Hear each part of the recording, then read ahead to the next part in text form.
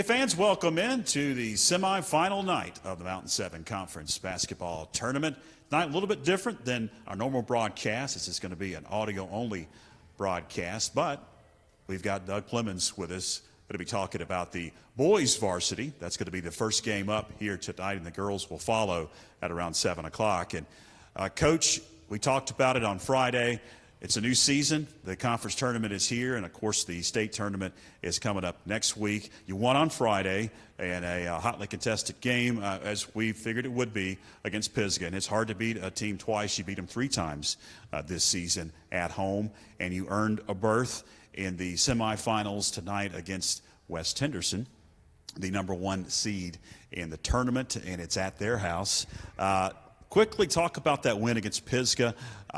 I know that Pisgah in the previous couple of games had thrown some different defenses at us. Didn't know exactly what they would throw at you on Friday night, but it seemed like your guys were able to handle the pressure and able to execute.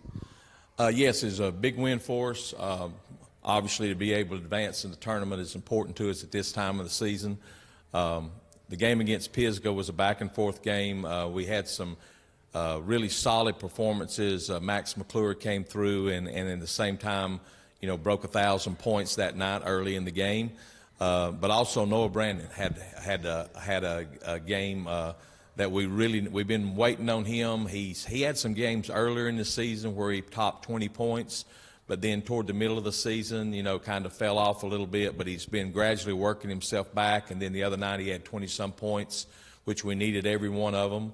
Yeah, it was a great team win. William Rowers, even though he didn't score at his normal pace, he had 9 rebounds, 4 assists. So again, big win for us, and hopefully we can use this momentum to push us on into the tournament. Tonight it's West Henderson. Talked about them being the overall #1 seed. They're at their house tonight. The 2 games with them in the regular season, Coach, one was a blowout, and then the one here at home was back and forth. West was able to put their foot on the gas late in that game, it seemed, and build a little bit of a lead and ended up winning. Those 2 games, what have you learned, and what are you going to take into tonight? Well, one thing we've learned, we've got to do some things to shut down their transition game. They scored a lot of easy layups and runouts on us here the other night on senior night. Also, they're a problem on the boards.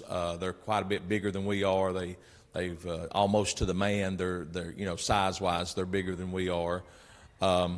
Offensively, we've just got to be patient, and we've got to take our shots when they're there, run when the opportunity allows itself, but mainly just be patient and work for the good shot, and then hopefully we'll be hitting tonight.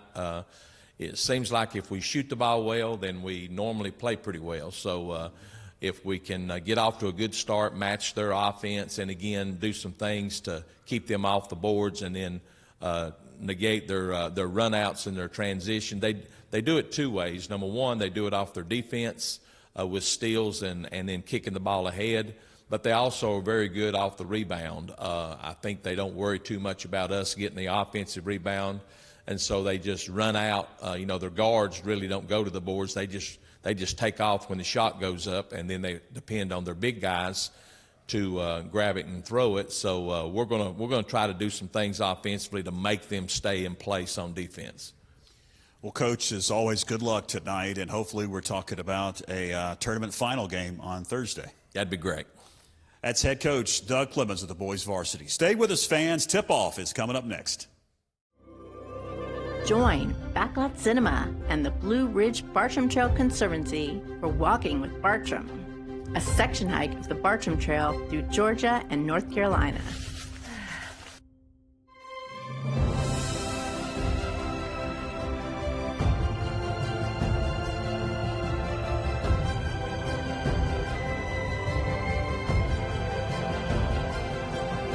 Streaming now on YouTube and Facebook.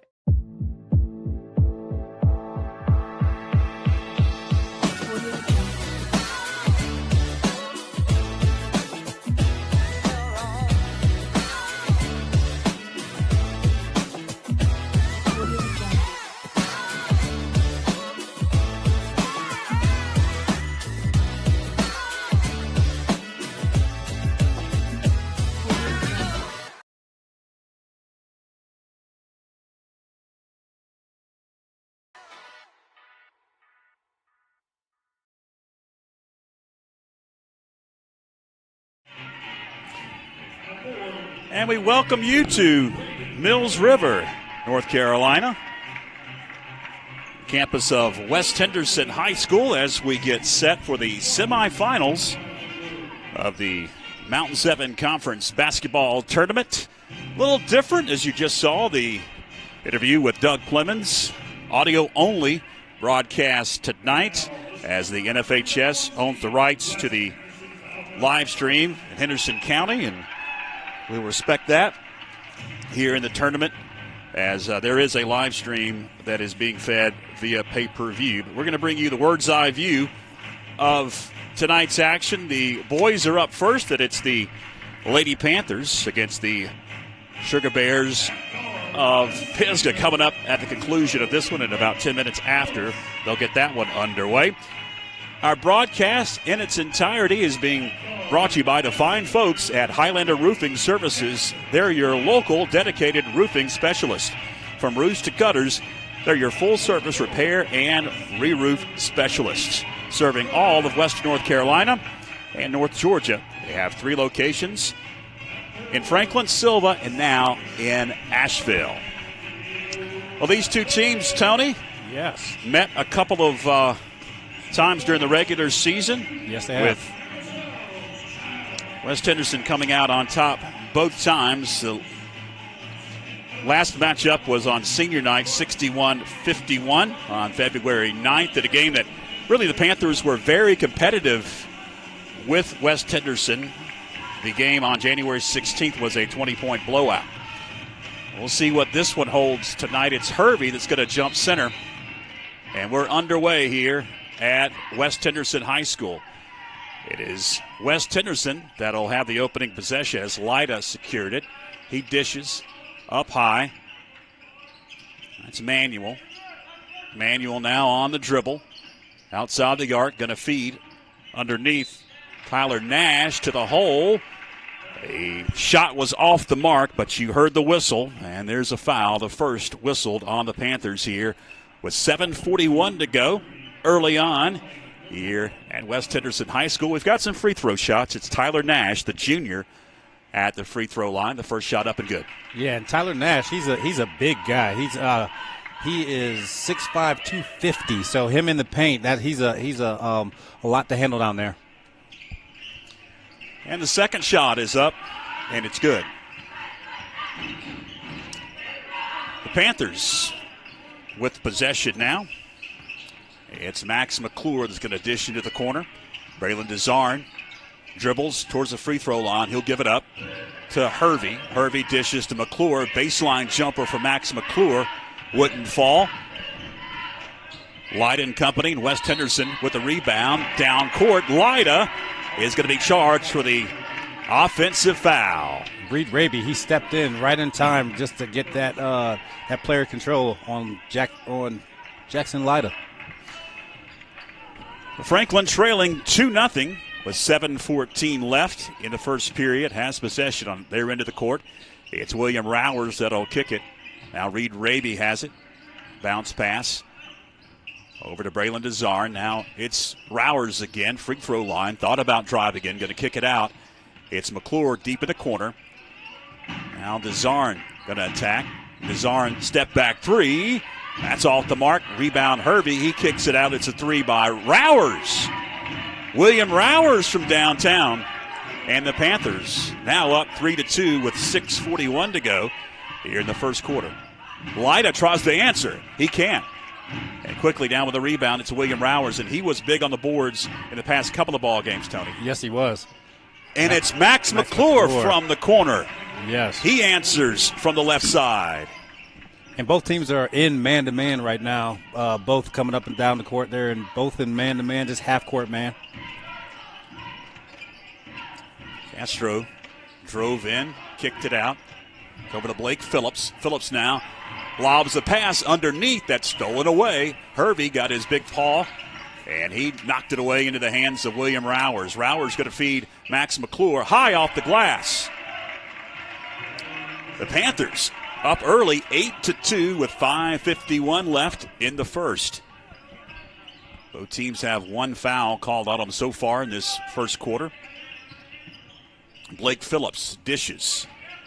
It's into Lyda's hands. Lyda now going to feed Truett Manuel. Gets position, and he'll get the bucket. Truett Manuel underneath off the glass to cut that Panther lead to 8-4 at 5:25 to go here in the first. And you see what Coach Brandon Brooks, what he's trying to do is trying to get it inside because they feel like they have an advantage inside with Nash being so big down there. Max McClure, top of the key three, wouldn't go. And Truett Manuel secures the rebound. Diego Castro in the corner, right side, pulls up the dribble. He'll find Lyda up high. Lyda now puts it on the floor, directs traffic. Jackson Lyda just inside the arc, feeds underneath. Tyler Nash gets position, and Nash able to get the bucket off the glass. Yes, and if the Panthers are switching on that, they're going to have to double after they get out of that switch because Nash is a lot to handle down there. It's McClure, open, three, got it. Max McClure from downtown, and McClure is hitting early. 4:30 left, first quarter. 11-6, Panther advantage. It's Lyda up top. He's going to feed it over to Nash. His pass is knocked away and out of bounds. They'll say last touch by a Panther. Just below us. 4:19 to go in the first. Glad you're with us. Audio only broadcast tonight, our first ever. So far, so good. Knock on wood. Glad that you're with us on YouTube and Facebook in the second round, semifinal round of the Mountain 7 Conference Basketball Tournament. Jackson Lyda drives in, and he's going to be fouled. And that's going to send Jackson Lyda to the line. The second whistled on Franklin. That one's going against Reed Raby. That's Reed Raby's first. And Reed had pretty good position on that one. He just got him with the body as he tried to block the shot. Jackson Lyda hits the first.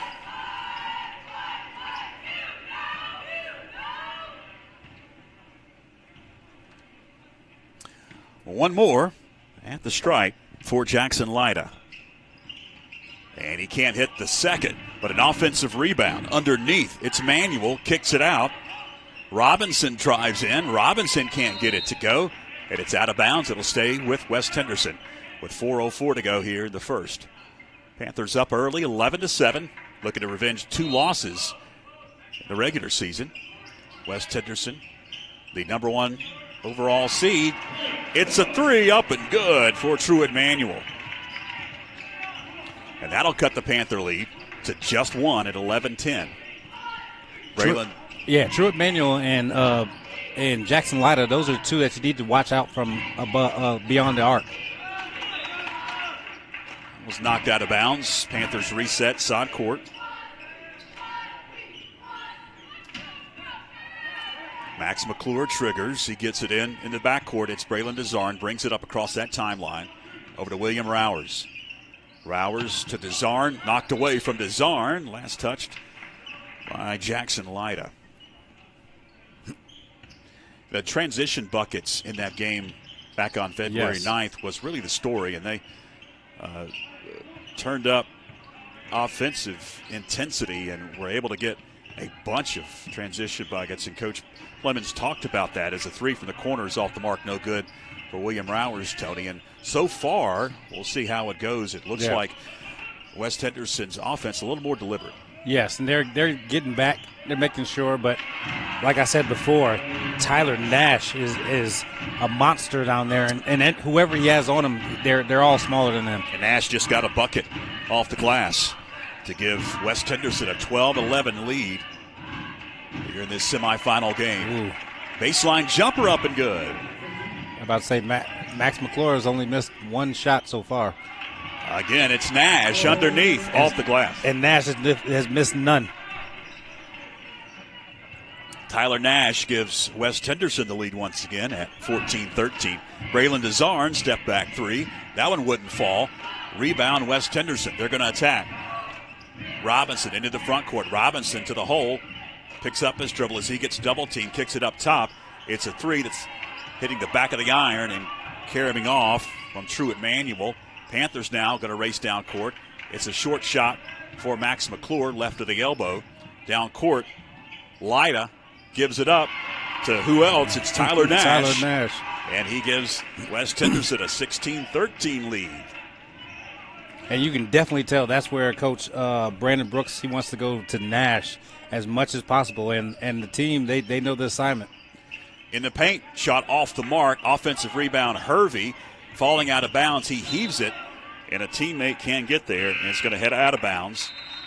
And it's going to go to the West Henderson Falcons. They'll trigger about midcourt.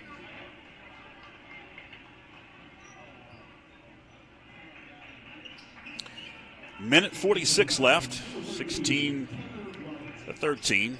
West Henderson has gained the lead.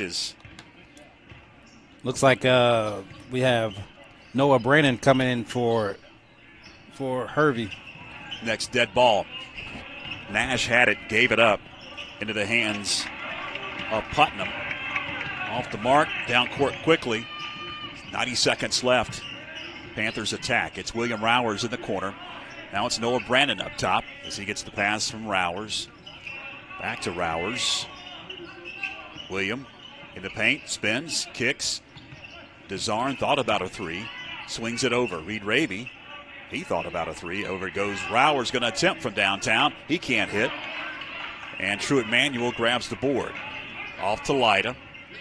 Jackson Lyda pulls up for three, and it rims out. Rowers there to Sky for the rebound. He's going to bring it across that timeline. Backs it out, kicks. It's Brandon. Brandon swings deep in the corner. Rowers over to Raby. Reed Raby three is an air ball. Out of bounds to West Henderson with 39.7 seconds left. 16-13.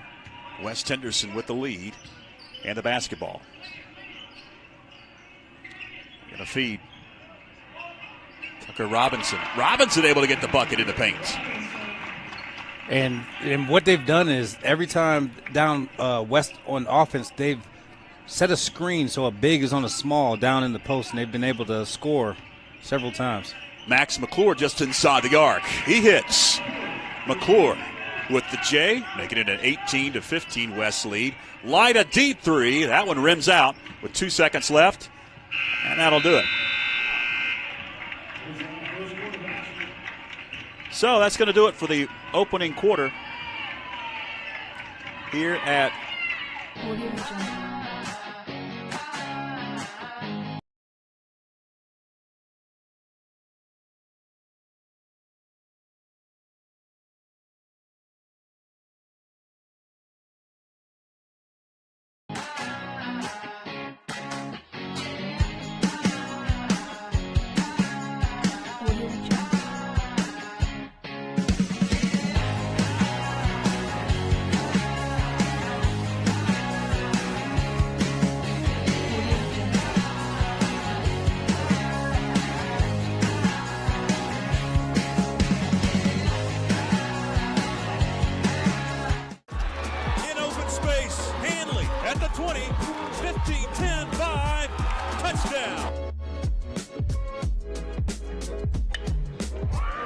hits one into right pretty well. Right fielder backpedaling.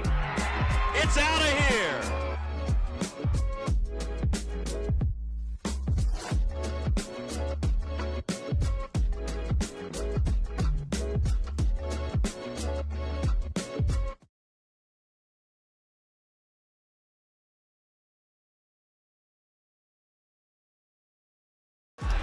In open space, Hanley at the 20. 15-10-5, touchdown. All right, welcome back as we're into the second quarter. Tied up now at 18 as we missed a couple of buckets. Now the Panthers up 21. Yes, on a pull-up from William Rowers on that last possession.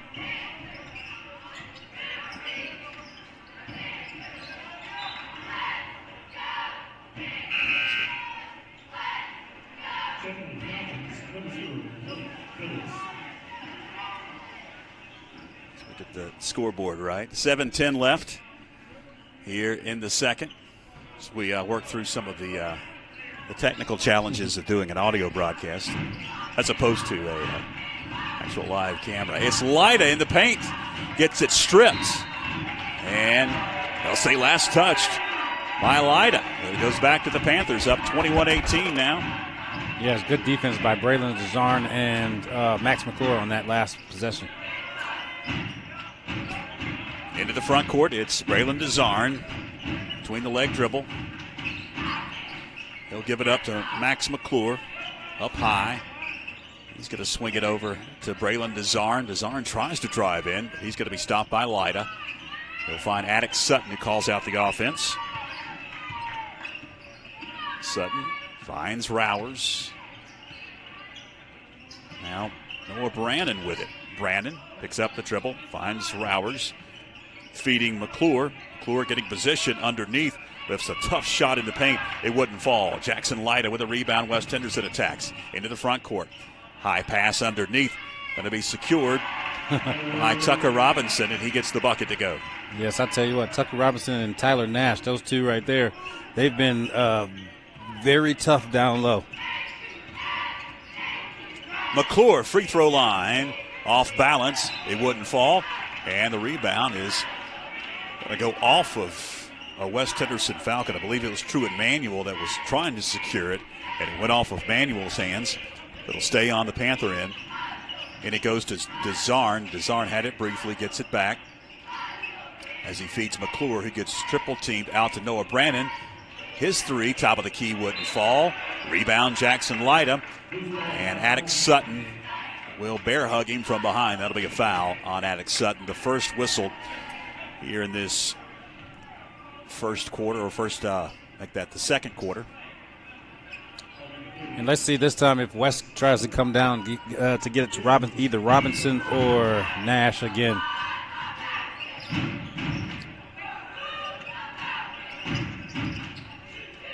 High pass underneath. They were trying to feed. Trying to feed Nash. Tyler Nash again, Tony. Panthers able to knock it away. Underneath. Going to be thrown away. Attic Sutton had it, got trapped underneath the basket, and then dished. It was intercepted, and in a collision, they're going to whistle a foul on Franklin. That'll be the second whistle on Attic Sutton here in this second quarter. 5:23 left, 21-20. Panthers with a 1-point edge. Coming into 4 seed are the Panthers, and West Henderson, the number 1 overall seed in the tournament. High pass. And it's not going to hit anything, but coming around trying to secure it and hitting the baseline was Max McClure. So it's going to stay with West Henderson. And we're trying to feed Nash again. It's Lyda to trigger, and we've got bodies hitting the deck and a whistle.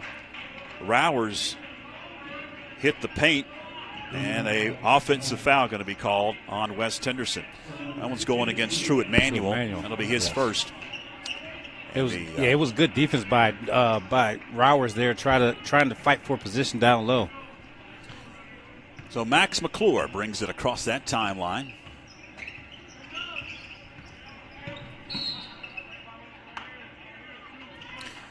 As McClure dishes, it is knocked away. Oh, they'll say last touch by a Panther.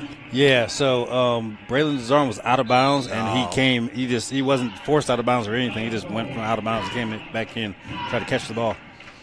We've got a whistle, and we've got a timeout on the floor. It's a 30-second timeout, so we'll keep it here. We really do appreciate our audio-only sponsor. You see their logo on screen. It is Highlander Roofing Services, your local dedicated roofing specialist. From roofs to gutters, they're your full-service repair and re-roof specialist, serving all of western North Carolina and North Georgia. They have 3 locations to serve you in Franklin, in Silva, and now they've got a location in Asheville. It is Highlander Roofing Services. Appreciate their support here for audio-only broadcast. The first attempt. Yes, and but so far so good. And we definitely have to make sure we keep talking over this one right here because this song will get flagged so fast. So let's turn that down a little bit. Yes, until it comes back. There you go. Oh, there. Okay, all right. Well, they were playing the clean version. Yeah, they were at least. Okay, yes. All right. Yes. Back to action. 4:50 to go here in the second. Panthers by just a point. As the feed goes underneath to Truett Manuel. Back out, top of the key. It's a 3. Tyler Nash. Tyler Nash, the big 6'5", 250-pound center, just hit a three. So he hasn't missed a shot this whole game. He is on fire. He would have the flames coming off. Yes, we had back in the day with the video games. That's a pass that was knocked away. They'll reset now as the Panthers have it underneath their own basket. Inbounds is knocked away and stolen away. Panthers have it, and it gets stolen away again. It is West Henderson bringing it down court. Truett Manuel can't convert. Back to the Panthers. In the corner it goes. Max McClure couldn't get it from three. Rebound Jackson Light. He's going to be initially fouled before he could get a running start on the Panthers end of the court.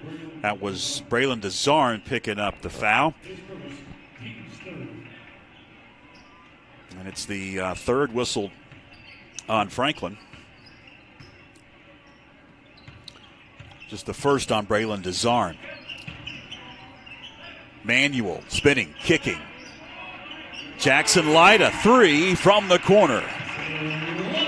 Jackson Lyda from downtown to give the West Henderson Falcons a 5-point lead at 26-21. And what West did that last time was inside to Truett and collapsed the defense, then threw it back out to Lyda for the three. William Rowers attempts. He can't hit from downtown. Max McClure trying to save it out of bounds, but it's to the West Henderson Falcons. Stops the clock with 3:19 to go here in the second. 26-21, 5-point lead for West Henderson in the semifinals of the Mountain 7 Conference Basketball Tournament. Glad that you're with us on this special edition, audio-only broadcast. It's a turnover into the hands of William Rowers. He brings it down court, dishes over to Braylon DeZarn. DeZarn's going to be fouled in the corner. That'll be just the second whistle on West Henderson, so no shots here at 3:01 to go in the second period. Foul going to be on Blake Phillips. That'll be his first. We've got another whistle and another foul, a quick one on Blake Phillips. Back-to-back fouls whistled on Blake Phillips, the third whistled on West Henderson. 2:59 left in the second. In it goes to William Rowers. He's going to hold it up top, now put it on the floor. Dish a pass that is stolen away into the hands of Robinson. Robinson thought about driving in. Got to give it up to Lyda. Lyda does drive in. Bodies hit the deck, and a blocking foul called on Franklin. That'll go against Braylon DeZarn. And shots coming up for Jackson Lyda with 2:47 left in the second period. And that would have been a foul on Lyda if Braylon DeZarn didn't turn. He turned slightly at the end right there and went sideways instead of going and taking it on the chest. Hits the first. He'll get one more. Braden Hervey back in for Braylon DeZarn.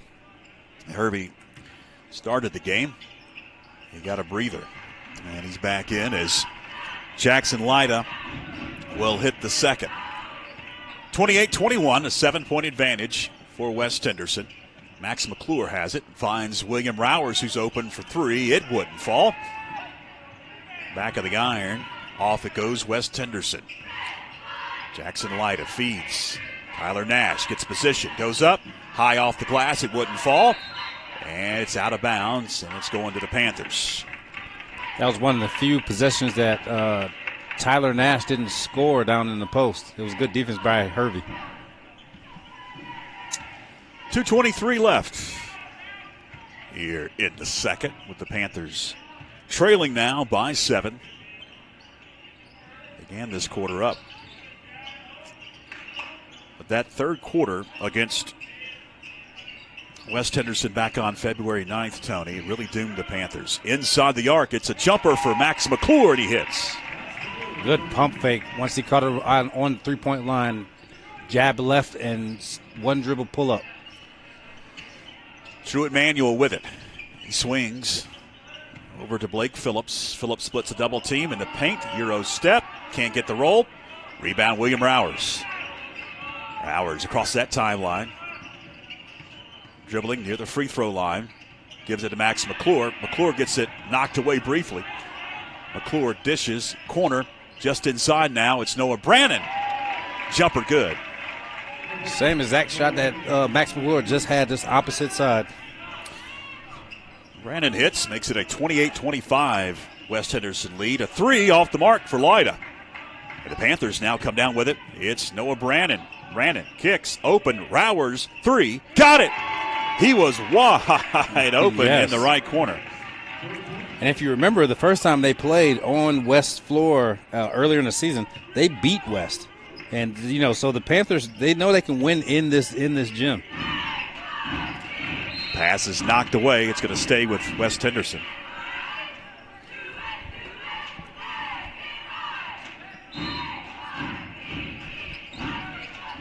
Lyda will trigger. He'll get it into Blake Phillips. He'll swing it over to Tyler Nash. Nash finds Manuel. He's going to back it out. Give it up to Jackson Lyda. And Lyda able to get the bucket. Too easy right there. Went straight down the lane with no help side, no nothing. Left of the elbow. William Rowers can't get it to go. 20 seconds left. West Henderson brings it down court. It's Lyda feeding. Truett Manuel secures it somehow in traffic, and he's able to get the bucket. 10 seconds left. West by 4. Max McClure drives in, lost control. He's going to stay with the Panthers with 4.2 seconds left.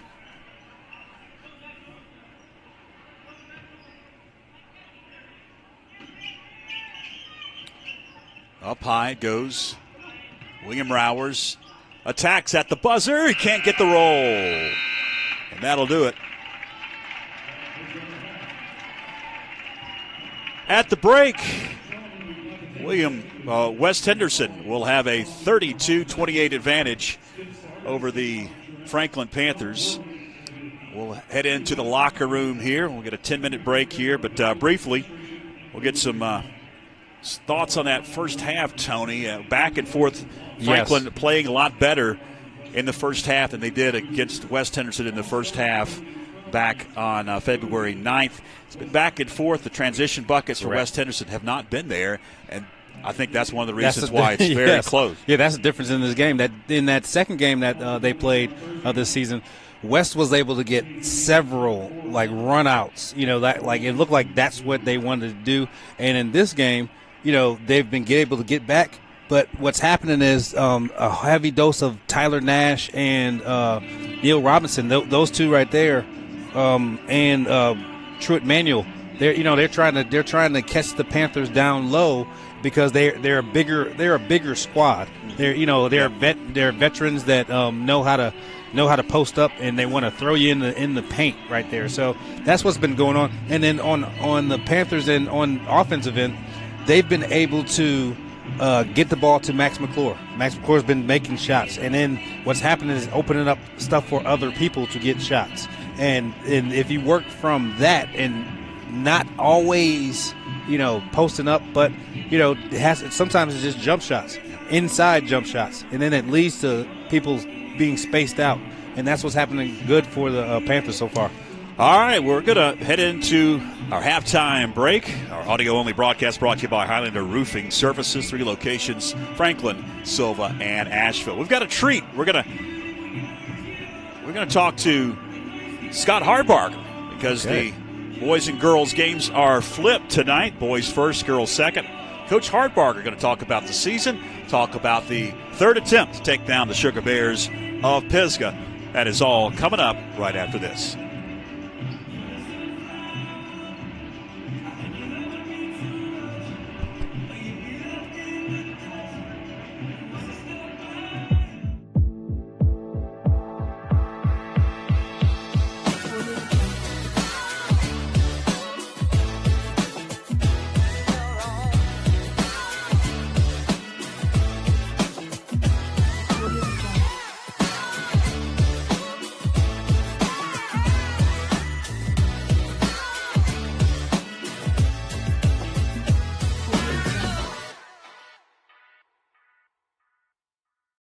Hey fans, George Young, now joined with Scott Hartbarger, head girls varsity basketball coach. And the way that the schedule works with our live streams, we don't really get to talk to you much throughout the season because you guys play first. But tonight, you're playing second, so we get to talk to you.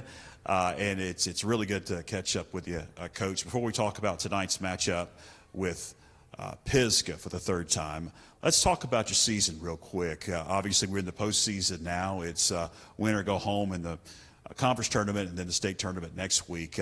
But it seems like your girls throughout the season and into the very end of the season have learned a lot from all the competition. You played a tremendous schedule. You played a very hard non-conference schedule. Your conference record, you only have 3 losses, but overall you've got 10.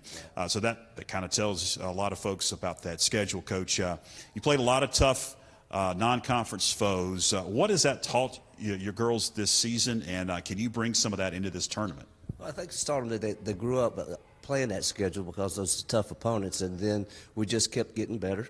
And then we got the chance to have Raven County here, and I think they learned a lot about themselves that night when they upset them for the first time in a long time. And then a couple of weeks back, you took down the #1 seed in the tournament, West Henderson, here at home on senior night. And tell me if I'm wrong here, Coach. It seemed like that was one of the nights that everything came together for you guys. It was. We played great defense. We shot the ball well. We did all the little things that we needed to do to win the game. And we felt like as a staff all along, and I think our girls are feeling it now too, that we can be the best team in the conference. We can play with anybody, those top 2. And tonight we get a chance to see what we can do against Pisgah. But we feel like as a staff, and now the girls I think are believing in themselves a little bit more. Well, you played a tremendous game on Friday against Tuscola. You beat Tuscola for the 3rd time, blew them out in all the meetings, and you advanced to tonight's contest with Pisgah for the 3rd time. And we joked, it's Pisgah again, Coach, before we started. It's a familiar foe. These girls have played against each other for a number of years on the high school level and then at other levels as well with travel ball. And the 2 games that you guys played previous to tonight have been starkly different. You were very close and almost pulled one out in Canton, and then the game here a couple of weeks back, it kind of got away from you there in the second half. What have y'all learned from those 2 matchups that you're going to take into tonight's game? Well, we tried 2 different ways with playing Dot. The Dot's a very good player. We tried to just, not give her the lane, make her shoot it from outside a couple times, and second half of the second game, she lit us up. So we had 26 points and 10 boards. So we've got to find a way that we can find a happy medium to keep her out of the lane and contest her shots. Well, hopefully you will do that tonight. It's going to be a tremendous matchup. It seems like Pisgah and Franklin get together in this conference tournament each and every year. We do it every year. It's amazing, and you've had some epic battles, and hopefully the 3rd time's the charm tonight, Coach, and we'll be talking to you for a championship night on Thursday. I hope so. We're looking forward to it. That's head coach Scott Hartbarger of the girls varsity. Stay with us, fans. We've got more to come.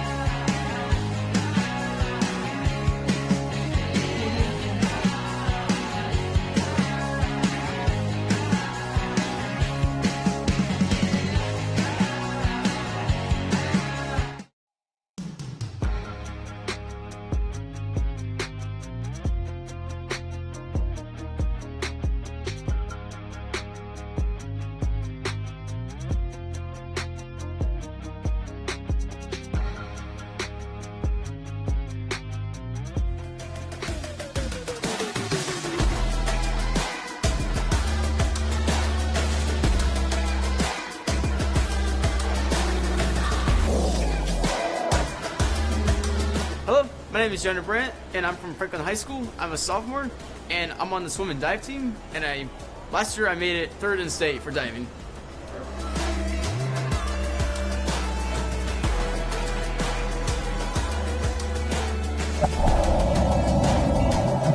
My personal goals for this year is to win state for diving and then try and break the record for school.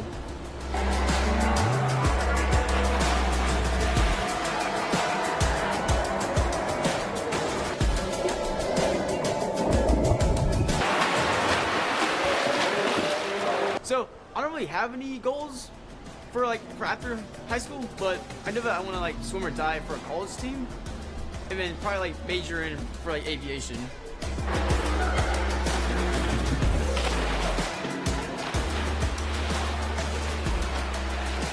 So I've known Mr. McHugh for a long time. For dive practices, we have to go all the way to Asheville. It's about an hour drive. We would usually go Mondays, Wednesdays, and Fridays, and we would just talk about how the team does, personal life too. But it just meant a lot to me that I get to hang out with my coach.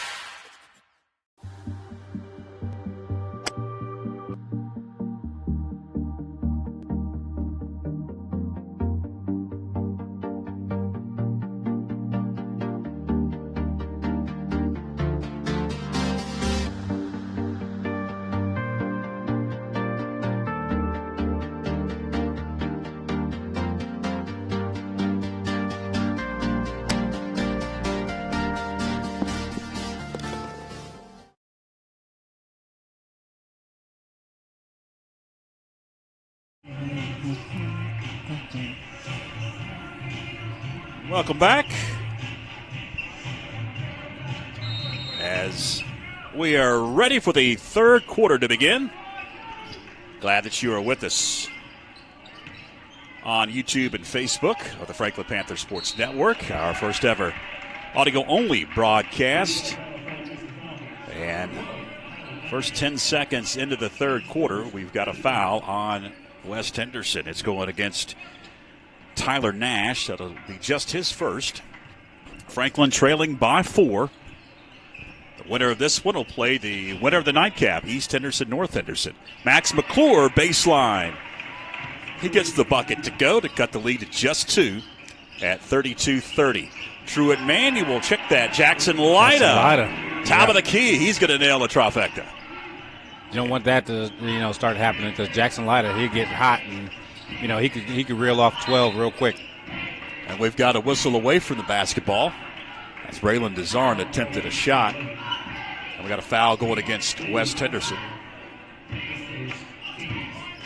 That'll be the second whistle on West. That was going against Diego Castro. Braylon Desarn dribbles, kicks into the corner. It's William Rowers. He drives in, baseline. Lifts a pass that is kicked by a West Henderson Falcon. It's going to stay with Franklin. 7:10 left. Franklin trailing by 5. McClure looks to trigger. Looks to get it in. Bounce pass does Hervey. Hervey looking for position. Kicks it out. William Rowers a 3. Off the mark. Rebound picked up by Jackson Lyda. Lyda off to the races. Down court. Lyda going to give it up. Jackson Lyda with the bucket. Are they going to? Oh, they just teed somebody up. Just teed Jackson Lyda. Sure did. He has a tendency when he's playing, to talk a little bit, and he's very demonstrative in his body actions and everything. And some officials do not like that. Over the years of being in several thousands of gyms, referees do not like being showing up. So, that's where he got that technical. So it's the second on Jackson Light, a second personal, and the third foul on West Henderson. Just a minute and 5 into this second half. Max McClure will be the free throw shooter. He gets the first to go. He'll get one more.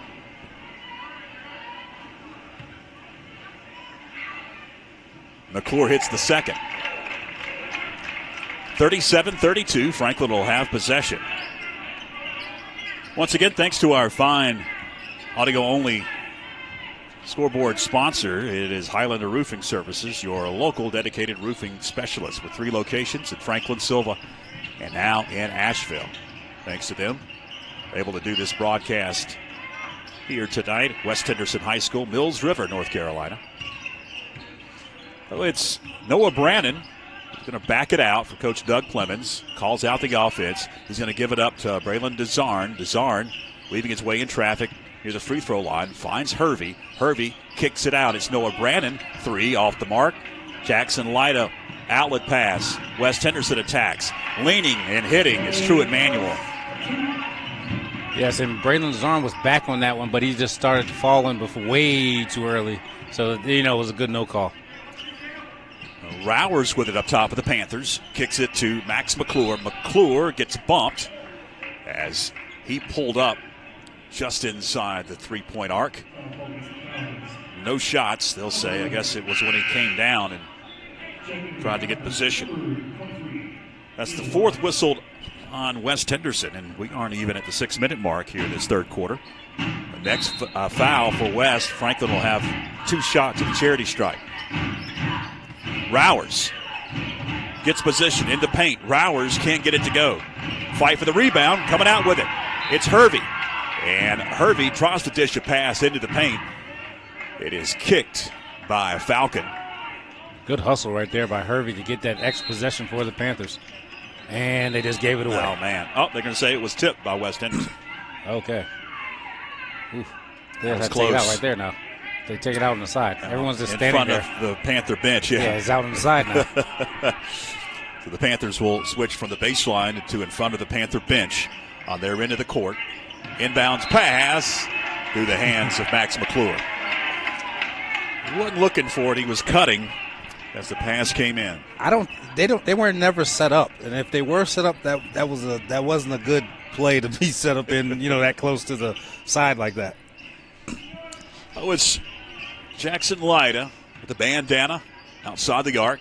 Gonna dish Nash. Nash finds Truett Manuel in the paint. Manuel can't get it to go. Franklin skies for the rebound. It's William Rowers driving in, kicking. Noah Brannon got bumped, shot off the mark. Outlet pass, West Henderson attacks. Off to Blake Phillips. Phillips finds Lyda. Lyda, Euro step in the paint.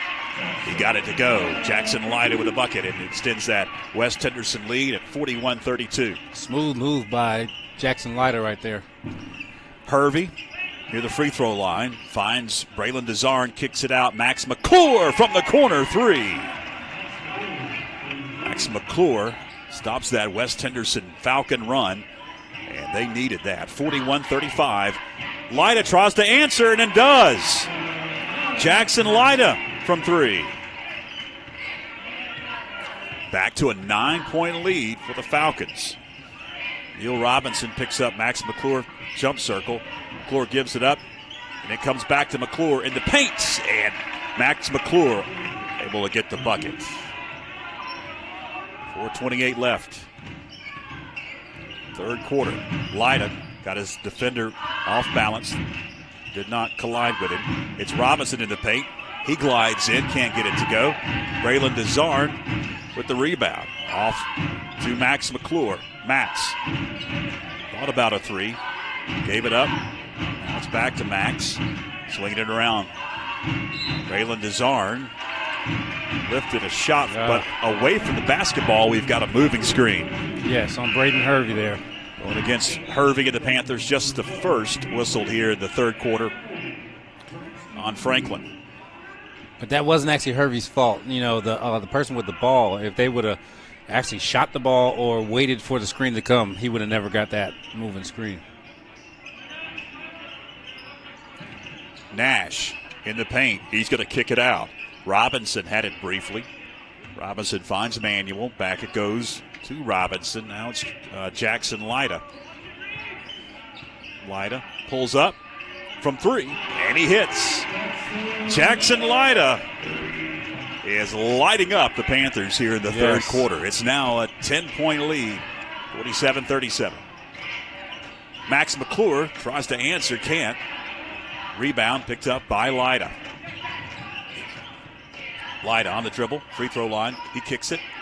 Outside the arc it goes. Nash, he tries to hit from downtown. He can't. Nash hit a couple in that first half. He's been a little quiet so far, but it's been the Jackson Lyda show in the third quarter for West Henderson. 3 minutes left, top of the key. It's a 3 for the Panthers. And William Rowers can't hit. Out of bounds, it'll go to West Henderson. Good fight right there by Braxton Dill to try to keep that one alive, but just a little bit short off his fingertips.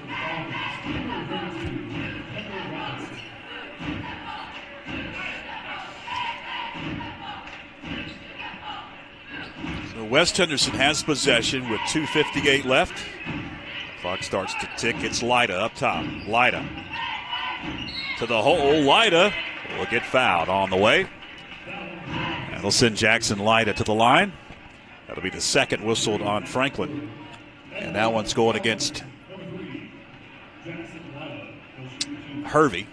No, it's going to go against Max McClure, they say now. There. McClure with his first. The first shot by Jackson Lyda is up and good.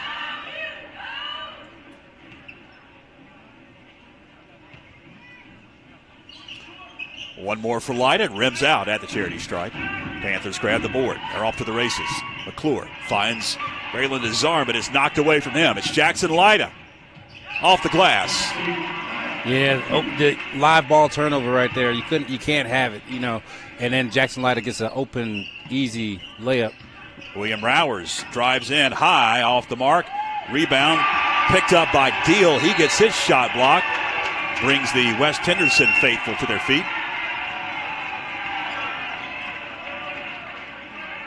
Panthers going to reset side court on their end of the court. They need to get something going to the basket right now, or a good shot by Max McClure to stop this bleeding a little bit.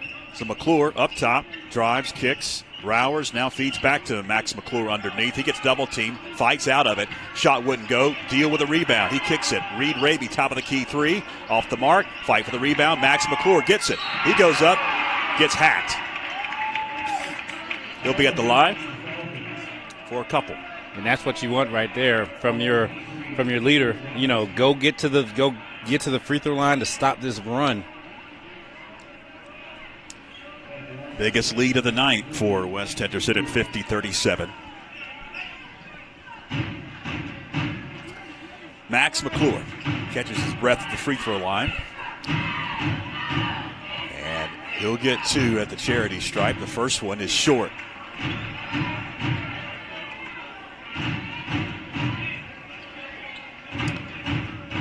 One more for Max McClure.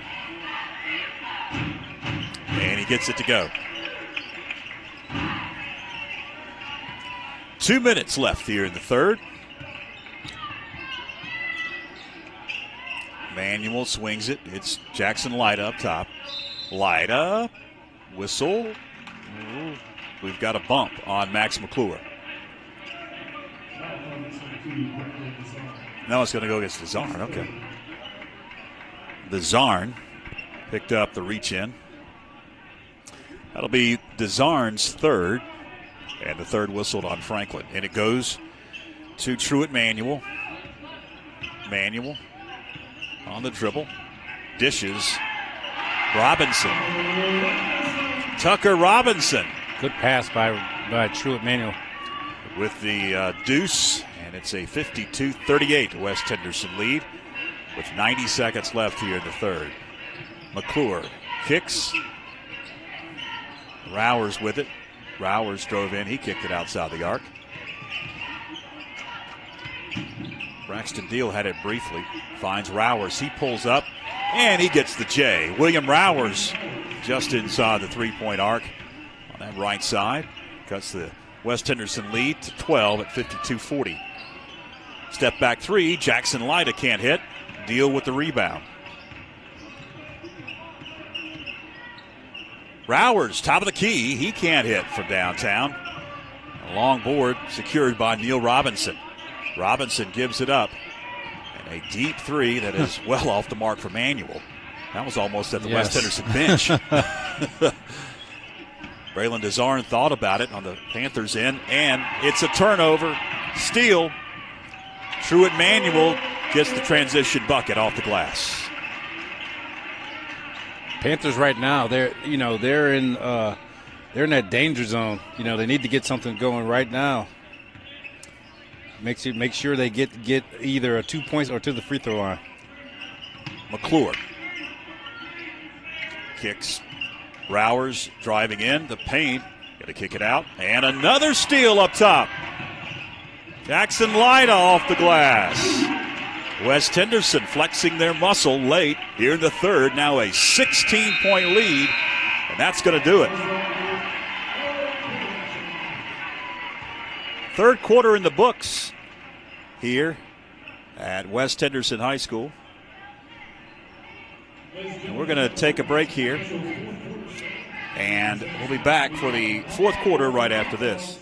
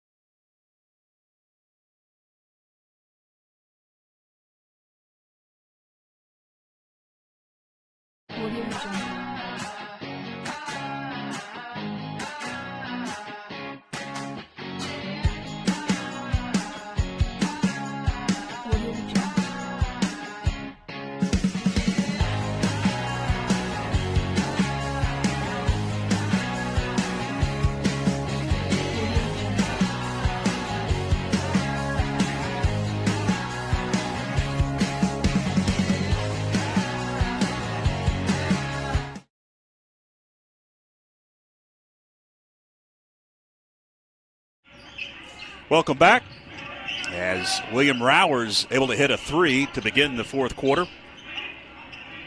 Franklin still trailing by 13. West Henderson has possession. It's Robinson driving in. He's going to kick. Over to Manuel. Manuel now going to find Castro. Castro, top of the key. He dribbles around, finds Jackson Lyda. Lyda glides into the paint. And a nifty shot for Jackson Lyda. He's put on a show here in the second half. Yes, he has. He stepped up, and ever since that technical, he's kind of like been on a mission.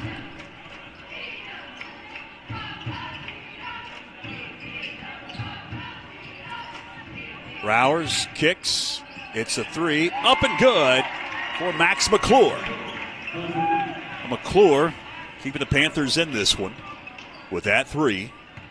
Winner of this one going to play the winner of North and East. That's going to be the 8:30 game here at West Henderson High School. Jackson Lyda answers. And I'm telling you right now, Jackson Lyda, he's trying to go point for point with Max McClure, because I'm not sure who leads the conference player of the year, but Max has had 40-point games in conference play. And, so guys see that, and they want to make sure that they're in the conversation. And Jackson Lyda definitely should be in the conversation. We got a timeout on the floor, 30-second timeouts. We are just underway here in this fourth quarter. Glad that you're with us on our special broadcast, audio only tonight from Mills River and West Henderson High School. 61-46 with 6:39 left. West Henderson has led here in the second half. The Panthers have not been able to stop Jackson Lyda and have gone cold at spurts during this game. And when you do that against a very good basketball team, it's a spell doom. Baseline jumper, Max McClure. He'll get it to go. Make it a 61-48 West Henderson lead. Now looks like Truett Manuel going to slow things down. Manuel up top. He's going to be picked up by Rowers. He'll give it up to Truett. We'll check that to Jackson Lyda. Lyda going to drive in. Dish a pass to Tyler Nash. Nash spins in the paint, and he gets it to go. Nash was a story in the first half. Yes, second half, it's been Jackson Lyda. A lot of Lyda happening out there. Under 6 minutes left here in the fourth. Fans coming up about 10 minutes after the conclusion of this one. It's the Lady Panthers and the Lady Bears. Pisgah and Franklin for the third time here in 2023-2024. And whoever wins that one will punch their ticket to the Mountain 7 Conference Finals. Rowers to the hole. Wild shot wouldn't go. He hits the deck along with his defender, Truett Manuel. Jackson Lyda now. Going to drive in, back it out for West Henderson. Lyda going to find Manuel. Back it goes to Lyda. 5.5 left in the fourth. Nash is open. 3 wouldn't fall for Tyler Nash. Corner pocket 3 is off the mark for Braylon DeZarn. And quickly, 1 and done for the Panthers. As West Henderson will come out with it, come across that timeline. We've got a whistle as Jackson Lyda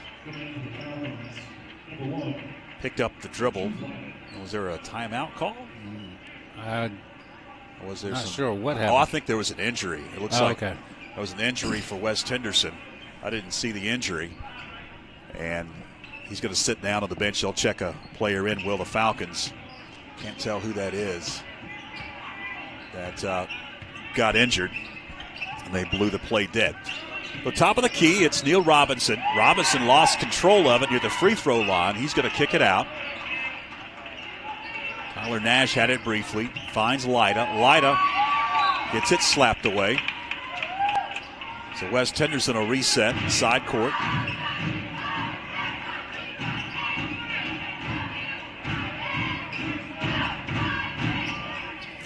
Jackson Lyda. The time ticks, 4:40 left. Lyda drives in, gets his shot blocked. Picks up the blocked shot. His shot from 3 wouldn't go, but there to follow with the offensive board and the stick back, Tucker Robinson. And that was a good block by Jacob Gibson right there on Jackson Lyda. Noah Brannon pulls up at the free throw line. He can't get it to go. West Henderson comes down with it. Jackson Lyda going to back it out, kick it. Neil Robinson will get fouled near the center jump circle. That will be the first on Franklin here in this fourth quarter. And that was a touch foul on for and Max McClure. The reason why he's just so upset is because if you ever watch games, Max gets touched way harder than that. And 90% of possessions, and he never gets the call. So West Henderson has it. No shots on that foul. Manuel up top. Looks like West may want to drain some clock here. Neil Robinson finds Lyda. Lyda doesn't drive all the way in. He'll find Robinson. Robinson does drive in. He's going to find an open Tucker Robinson, and he'll get the bucket.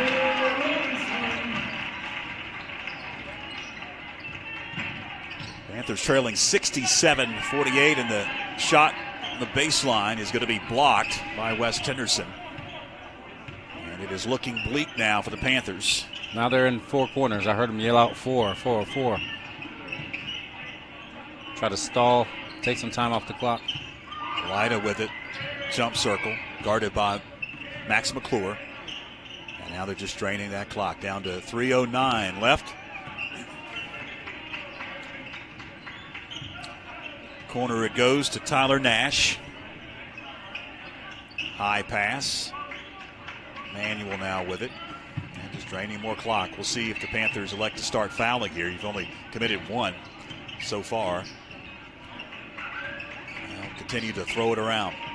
Lyda with it. Nifty dribbling. One of the things that you can do is you can deny your man the ball.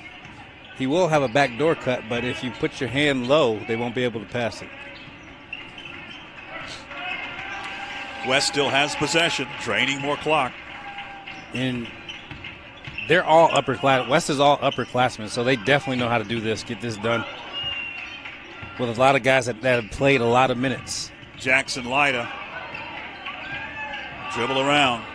He's the best ball handler out there. Finds Robinson. Robinson is going to be tied up. Attic Sutton and Neil Robinson will get tied up, and it's a jump ball possession arrow. It's going to be with West Henderson, and we've got a whistle, and we've got a timeout on the floor. And Coach Doug Clemens here wants to talk it over, Tony. It's a tough hill to climb with 2:04 left in the fourth, trailing 67-48. Obviously, at this point, the foul situation, you're just going to have to go for steals and try to get some extra possessions. Just by looking at the body language, though, of the Panthers, they're looking like, there's nothing we can do. But you could, earlier you could have trapped. They could have trapped. And actually right here, you still have enough time to where you can trap to get the ball out of someone's hands, but you have to make sure you rotate over to get the open man, leave the furthest man away from the ball open, and hopefully get a steal. That's where you got to throw all the regular defensive principles out of the play and think next pass. Where's the next pass going? I need the ball. So out of the timeout, it's going to be West Henderson basketball. 2:04 left in this boys semifinal. Winner plays either North Henderson or East Henderson, and we got a foul in the backcourt. They're going to start fouling here. Well, the Panthers, that's just the second. 3 more to give. 2:02 left here in the fourth quarter.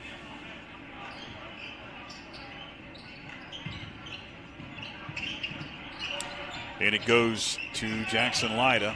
Lyda's trapped in the backcourt, and there's the foul. 3 more seconds. Roll off the clock. Third on Franklin. And a little bit of strategy or stuff about the rules. If there was shot clock, they wouldn't actually, this wouldn't even be happening right now. They'd have to play a couple possessions, and there'd still be enough time. But you have to do this in high school basketball, the whole fouling thing. Another foul on the inbounds. But the bad part about it is that now you do all this fouling, it's not even 1-and-1. Yeah. People are getting 2 shots. Yep, you're going to have to hope that you miss both of them, or at least one of them. Inbounds pass. They're going to break the press. Diego Castro is going to be fouled by Jacob Gibson.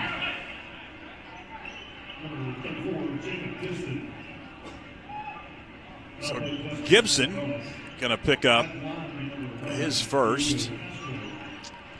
And that's the 5th on Franklin. So 2 shots for Diego Castro. And he hits the first. Seems like Coach Brandon Brooks had 5 players that can hit free throws out there. Second shot off the mark. Good announcer's jinx there. Yeah. Need some more of that, Tony. Trailing by 20. McClure, 3. Got it. Max McClure keeps the Panthers with a little bit of a heartbeat, but it's faint. Robinson up top, dribbling around, and finally they'll whistle a foul on Sutton. Attic Sutton will pick up the foul, and 2 shots upcoming for Neil Robinson.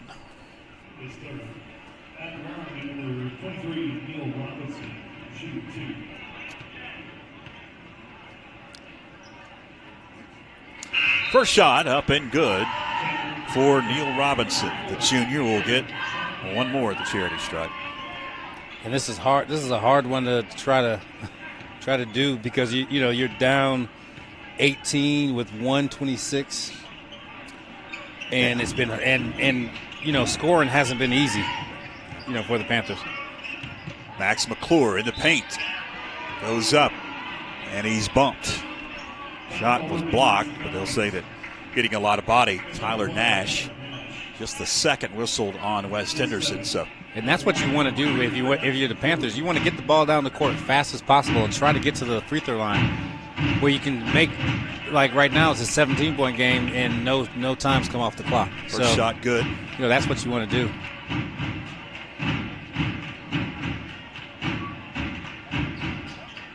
And the second shot up and good. We've got another whistle, and we've got a timeout. Looks like Coach Doug Clemens got a whistle for a 30-second timeout. So, yeah, we will keep it here, and fans, stay with us between games. We will talk with Scott Hartbarger of the girls varsity. We didn't see your interview at the half of this game. We'll play it again. We'll talk about that tough non-conference schedule and the third matchup with Pisgah. They are itching to get out into the floor. I see a lot of red in the yes. end zone behind the scores table where the locker rooms are here at West Henderson High School. They're ready to take the floor to warm up. So it's going to be West Henderson basketball. The Panthers pick up in the full court, and West tries to break it. They do into the front court as the pass goes to Jackson Lyda, and Lyda is going to be fouled. And Max McClure will pick up the foul. 2 shots for Lyda. I don't think that everybody on the team understands what they're supposed to be doing, because Max has 4 fouls now, and he can't be the one fouling and scoring at the same time because he'll be out of here in his next foul. Yeah, you need him in there. Yes. Hit threes. 70-53. Minute 14 left. Second shot for Lyda. Up and good. McClure into the front court. McClure off the glass, got the roll. McClure with the bucket. West again gets it in bounds with full court press. Diego Castro in the backcourt, knocked away. It'll stay with West Henderson. We got another whistle and another timeout. And it looks like it's going to be a 30-second timeout. Once again, it's going to be a 30-second timeout, so keep it here. 57.8 seconds left. Thanks to our fantastic audio-only scoreboard sponsor tonight. The reason why we are here, Highlander Roofing Services, your local dedicated roofing specialist. From roofs to gutters, they're your full-service repair and re-roof specialist. Serving all of western North Carolina and North Georgia. 3 locations, Franklin, Silva, and now they've got an office in Asheville, just opened a few months ago. 57.8 seconds left here in the fourth quarter. Franklin will pick up full court as West has to get it inbounds side court. They do. Lyda with it. He is fouled immediately. So Jackson Lyda will be at the line for 2 more at the charity stripe.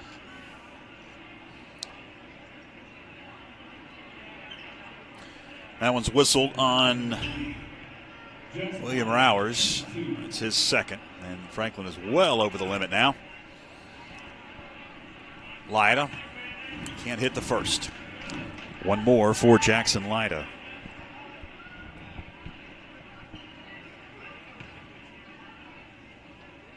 And he got the second to go. 72-55. 53 seconds to go. McClure off balance 3, wouldn't go. Jackson Lyda with a rebound. Lyda trapped in the corner. We got a foul coming up. And that's it for Max McClure. Yep. He's going to foul out with 43.2 seconds left in the fourth quarter.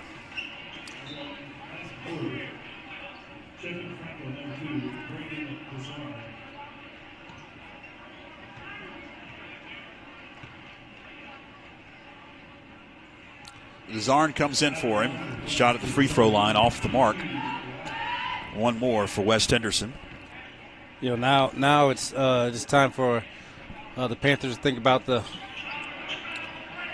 third season.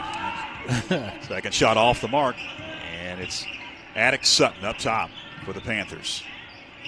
Kicks in the paint. Got some new guys in as Parker had the bucket, but it would not go down. Caleb Chapman holds it. He'll swing it over to Brendan Cabe. He gives it up to Braylon DeZarn. DeZarn's shot wouldn't go. 10 seconds left. That's pretty much going to do it. Jackson Lyda, was that in a dunk attempt, Tony? He didn't get over the rim, so I don't count that as an attempt. Well, he got up there, but it wasn't much of an attempt. Yeah. So it's a final here at West Henderson High School in Mills River tonight.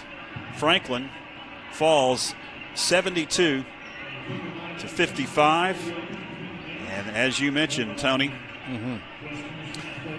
look ahead to the state tournament, which will begin a week from tonight on February 27th. The opening round of the 3A state playoffs will begin. And with that loss, most likely the Panthers will be on the road, but talking to some of the folks in the know, Franklin coming into this game tonight, and it really depends on what West Henderson does. If they advance and win the tournament, it could help the Panthers with the Max Prep seeding, but they were at the 16, 17, 18 line. Top 16 seeds obviously get home playoff games in the first round, so it doesn't look promising for the Panthers, but it's still a possibility that they could host in the first round of the state tournament.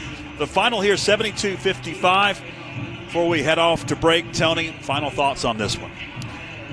They just have to make sure that they tighten up some things on defense, and those lulls on offense, they have to make sure they limit those, in this run leading up to the state playoffs, because you never know who you're going to play, what type of team you're going to play. You might play a senior laden team or upperclassman laden team like West Henderson that has a good ball handler that's long and lean and can move around. You're going to have to figure out how to get stops and score on both ends of the court.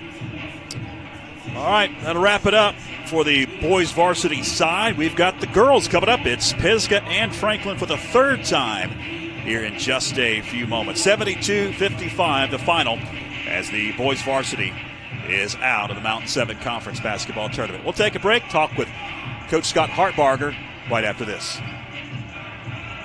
Hey fans, George Young now joined with Scott Hartbarger, head girls varsity basketball coach. And the way that the schedule works with our live streams, we don't really get to talk to you much throughout the season because you guys play first. But tonight, you're playing second, so we get to talk to you.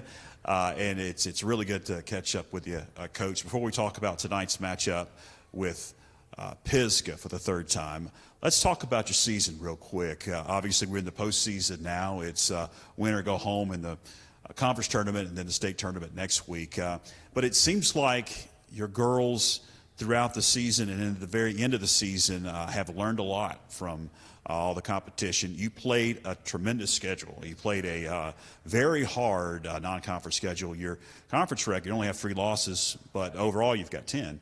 So that kind of tells a lot of folks about that schedule, Coach. You played a lot of tough non-conference foes. What has that taught your girls this season, and can you bring some of that into this tournament? Well, I think starting that they grew up playing that schedule because those tough opponents, and then we just kept getting better. And then we got the chance to have Raven County here, and I think they learned a lot about themselves that night when they upset them for the first time in a long time. And then a couple of weeks back, you took down the number 1 seed in the tournament, West Henderson, here at home on a senior night. And tell me if I'm wrong here, Coach. It seemed like that was one of the nights that everything came together for you guys. It was. We played great defense. We shot the ball well. We did all the little things that we needed to do to win the game. And we felt like as a staff all along, and I think our girls are feeling it now too, that we can be the best team in the conference. We can play with anybody, those top 2. And tonight we get a chance to see what we can do against Pisgah. But we feel like as a staff, and now the girls I think are believing in themselves a little bit more. Well, you played a tremendous game on Friday against Tuscola. You beat Tuscola for the third time, blew them out in all the meetings, and you advanced to tonight's contest with Pisgah for the third time, and we joked it's Pisgah again, Coach, before we started. It's a familiar foe. These girls have played against each other for a number of years on the high school level and then at other levels as well with travel ball. And the two games that you guys played previous to tonight have been starkly different. You were very close and almost pulled one out in Canton, and then the game here a couple of weeks back it kind of got away from you there in the second half. What have y'all learned from those two matchups that you're going to take into tonight's game? Well, we tried two different ways with playing Dot. The Dot's a very good player. We tried to just, not give her the lane, make her shoot it from outside a couple times, and, second half of the second game, she lit us up. So we had 26 points and 10 boards. So we've got to find a way that we can find a happy medium to keep her out of the lane and contest her shots. Well, hopefully you will do that tonight. It's going to be a tremendous matchup. It seems like Pisgah and Franklin get together in this conference tournament each and every year. We do it every year. Yes. It's amazing, and you've had some epic battles, and hopefully the third time's the charm tonight, Coach, and we'll be talking to you for a championship night on Thursday. I hope so. We're looking forward to it. That's head coach Scott Hartbarger of the girls varsity. Stay with us, fans. We've got more to come.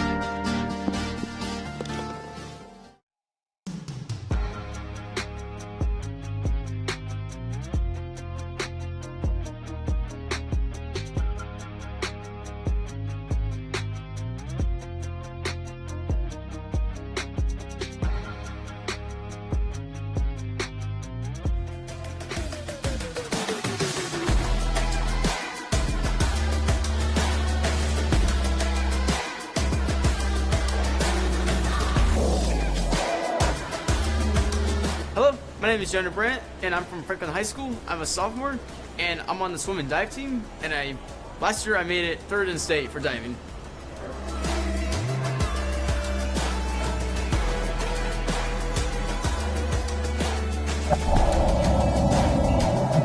My personal goals for this year is to win state for diving, and then try and break the record for school.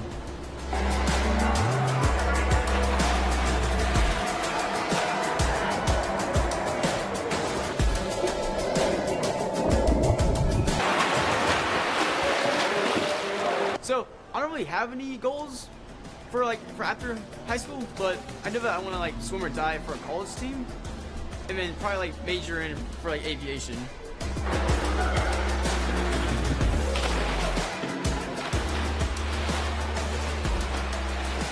So I've known Mr. Pregame for a long time. For dive practices, we have to go all the way to Asheville.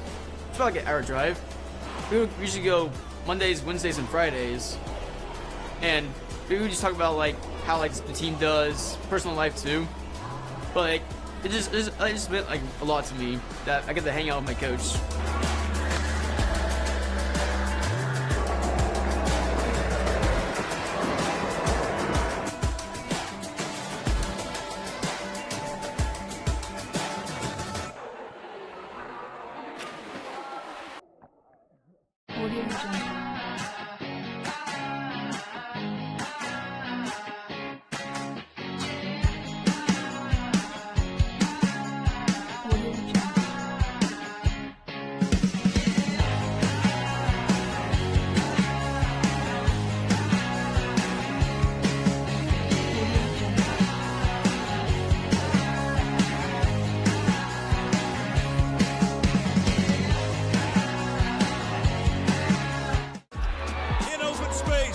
Conley at the 20, 15, 10, 5, touchdown. Davis hits one into right pretty well. Right fielder backpedaling. It's out of here.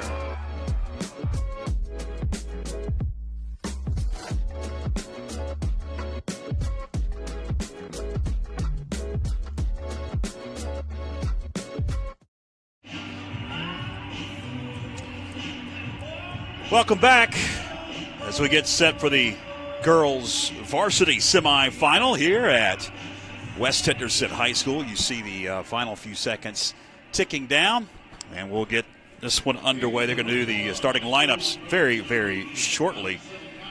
Glad that you are with us. First ever audio-only broadcast of Panther basketball. It is the West Henderson, the Pisgah Black Bears and the Franklin Panthers doing battle on the girls' side for the third time here in the 2023-2024 season.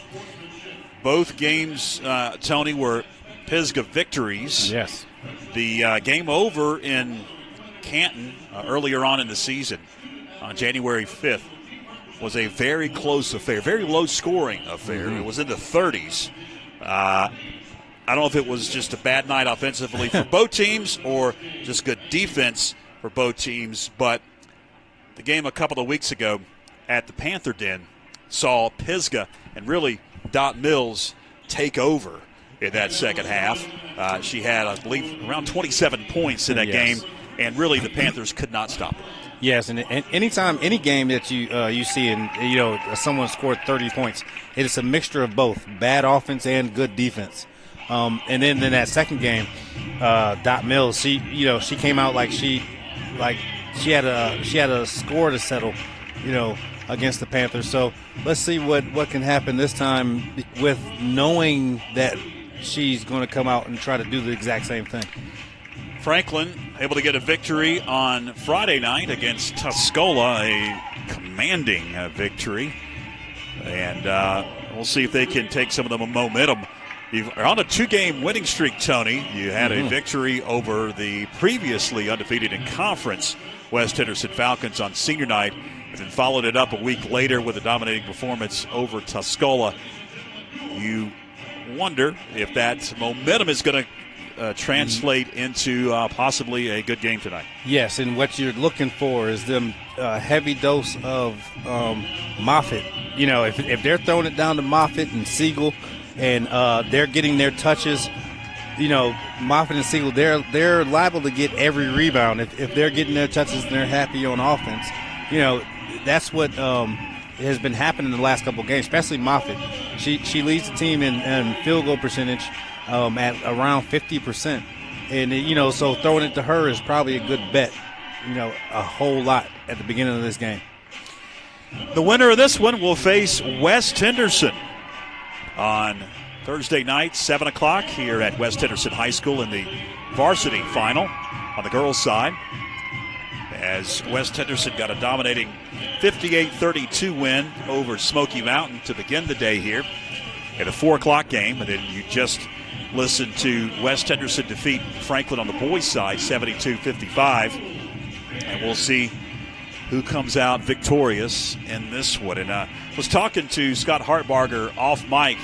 We were talking with our interview earlier today, and he said that Franklin and Pisgah have battled in this conference tournament, I believe, either in this round or the finals 10 times over the past 10 years. Yes, because I think we've done like 7 of them, and they always play in the conference tournament. Of course, in 2022, it was the finals of the tournament. We are underway as Franklin controlled the opening tip. Up top, it's Callie Queen. She's going to attempt from downtown. She can't hit. And Pisgah comes down with the rebound. It's Dot Mills going to race. Dot Mills gets her shot blocked by Charlie Siegel. Yes. And Pisgah resets. Pisgah wearing their white uniforms tonight. Franklin in their road blacks. Callie Queen able to pick up the errant shot as it was partially blocked. Franklin attacks on their end. It's Presley Thought about kicking one underneath. She'll swing it around the horn. As Siegel has it, finds Avery Moffitt. Moffitt fights for position and gets the bucket to go. There you go. And the Panthers get the scoring going. And that's what you want to do right there. Just like I spoke about before the game started, throw it into Moffitt. She has probably the best chance of anyone scoring. Campbell drives in, kicks it out. It's Mills. Don Mills weaving. She lost it, and it's going to stay with Pisgah. Slapped out of Dot Mills' hands. So Dot Mills will have possession and trigger. She gets it inbounds, quickly goes back to Dot. Mills to the hole, can't get the shot. Rebound Avery Moffitt, had a fight for it, and Dot Mills going to pick up the foul. Good rebound right there by Avery Moffitt. Mills picks up her first. Pisgah comes out the 1-2-2 press.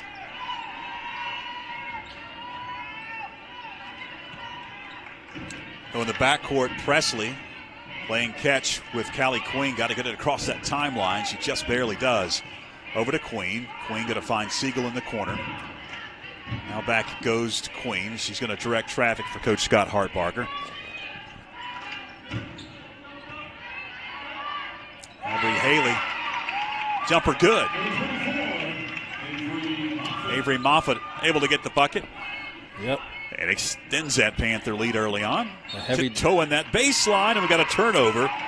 Chandler Lowry tiptoed and could not stay in bounds. A heavy dose of Avery Moffitt on the offensive end is what is needed for the Panthers.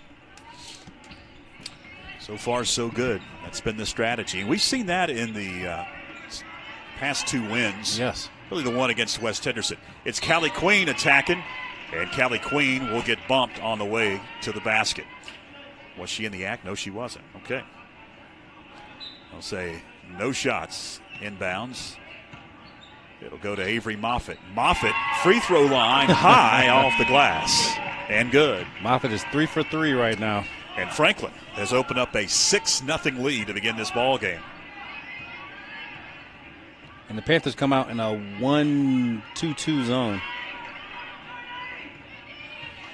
Campbell dribbles, swings it deep in the corner.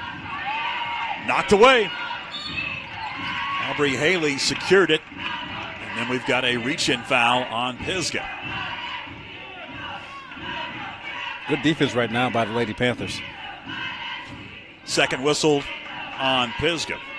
That one's going against Cody, I believe. Yeah, Jade Cody picks up her first foul. Panthers will feed underneath. Avery Moffitt's shot going to be blocked. Outlet. Pisgah can't convert. It's out of bounds. Off the hands of Chandler Lowry.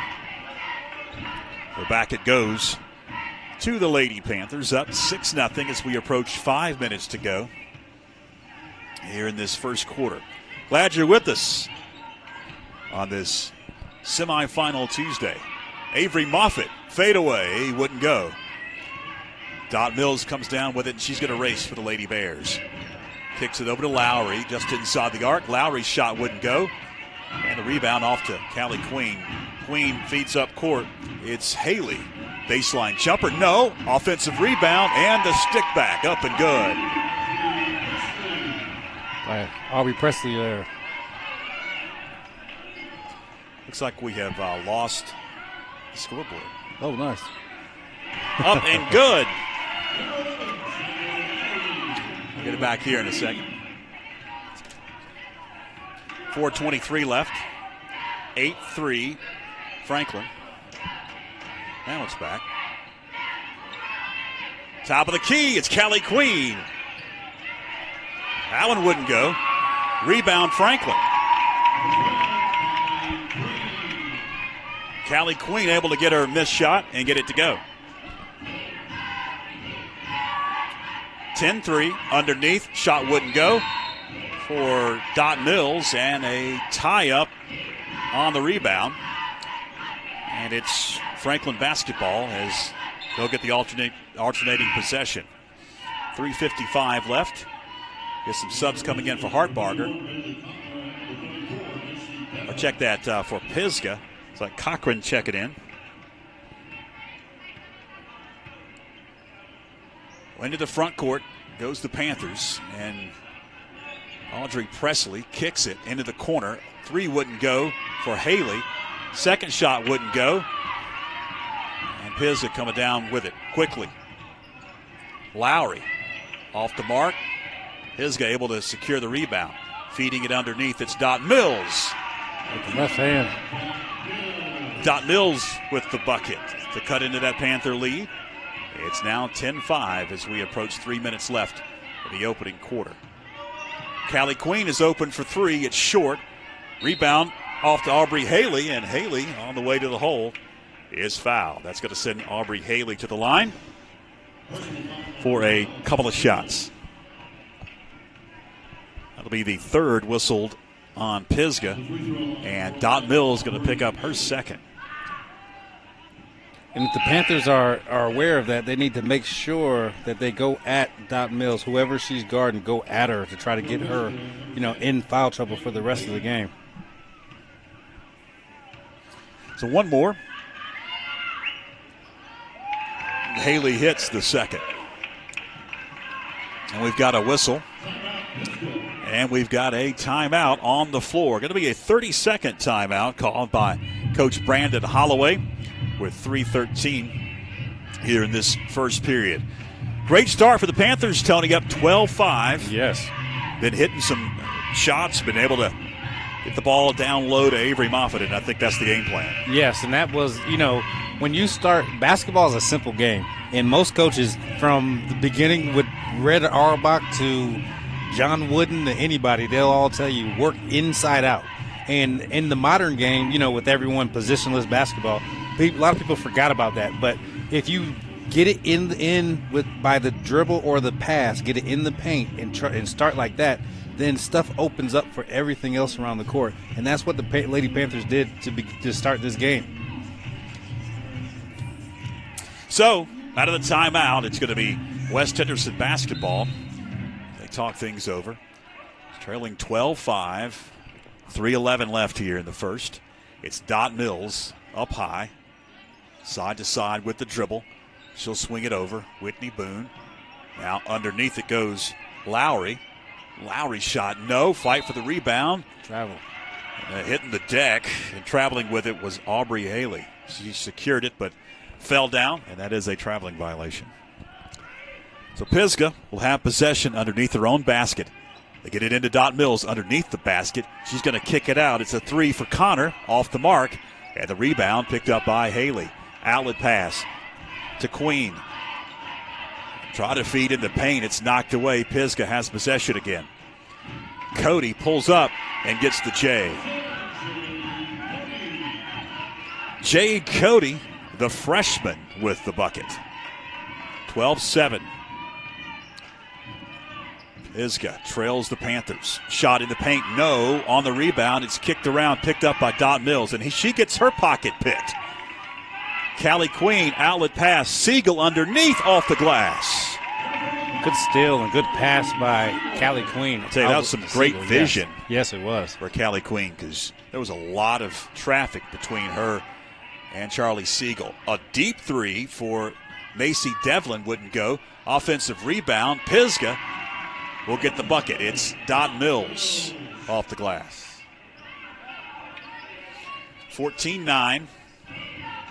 And Callie Queen, she's a complete player. She sees well, she can shoot the ball, she can get to the basket, she rebounds. She leads the team in steals at 2.5 a game, and she leads the team in assists 2.6, I believe. Was knocked out of bounds. Panthers reset underneath. Ball goes into Avery Moffitt. It is knocked away from her, and we've got a jump ball possession arrow to West Henderson, or to Pisgah, rather. So Pisgah will get it back. The minute 35 and counting here in the first. Trailing by 5. Panthers have led throughout. If you just joined us here in this first quarter, we really appreciate you joining us for this special only audio edition of the Mountain 7 Conference Basketball Tournament. It's Dot Mills jacking a three, wouldn't go. Offensive rebound, Pisgah. And on the rebound, we've got a foul on Franklin. So it's going to go against Avery Moffitt. That'll be her first, and it's the team's first here in this first quarter. And it goes Boone. She's just going to travel in the paint and lift a high shot off the glass. And good. 14-11, a three-point advantage now as we approach 60 seconds to go for the Lady Panthers. Lead and the basketball. It's a three off the mark, and the board picked up by Leonard. Pisgah races. It's Dot Mills. She gives it up. Out beyond the arc it goes. Three. Back of the iron. Rebound Callie Queen. Queen going to race into the front court. Kicks three from the corner. Good. Aubrey Haley. Haley able to get the bucket. And then a turnover on the Pisgah end as they try to race up court and dish a pass. That was too tough to handle. 17-11, a 6-point advantage. 31.4 seconds to go. Inbounds pass almost stolen. Queen with it. Going to feed up court. Into the hands of Presley. Presley gives it up briefly. Back it goes to Presley outside the arc. Kicks it. Now it's into the hands of Callie Queen. Queen on the dribble. Dishes underneath. Shot wouldn't go. On that low block. Pisgah. By Beatty. Beatty's checked in, and Pisgah has 4 seconds. Can they do anything with it? At the buzzer. Wouldn't go. So that'll do it. 1 quarter in the books here at West Henderson High School. Franklin up 6 at 17-11. We'll take a break.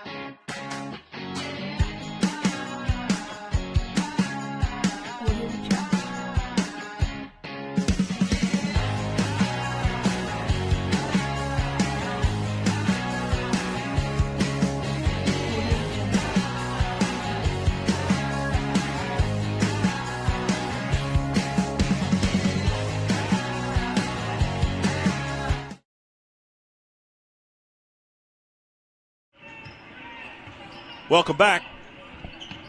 Underway, second quarter, and we've got a traveling violation on the Panthers to begin things.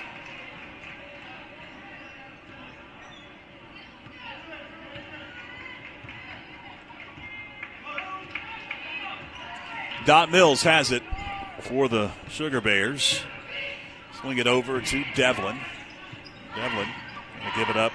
Wiley Campbell. Campbell thought about driving in. Now goes back over to Dot Mills, who quickly gives it back to Campbell. Campbell will lift a baseline shot. It wouldn't go. And the rebound off to the Panthers. Winner of this one will play West Henderson, 7 o'clock on Thursday. Shot blocked. Baseline. West Henderson had the rebound. Is tied up. And looks like the possession arrow is going to be with the Falcons.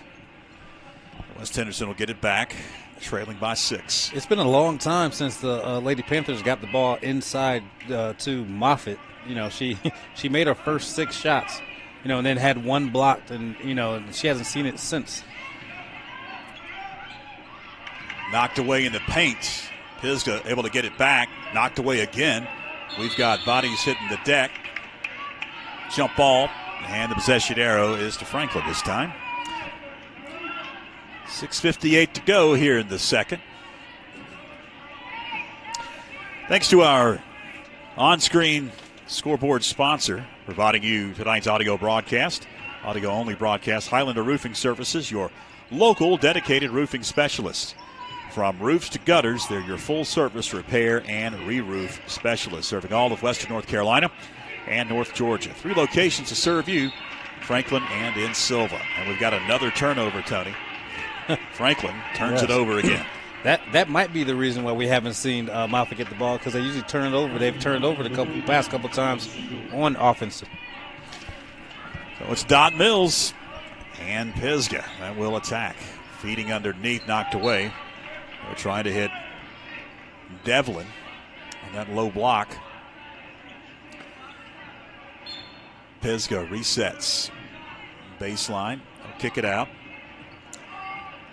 Driving in. Shot wouldn't go for Dot Mills. Panthers race down court. Outlet pass. Haley off the glass.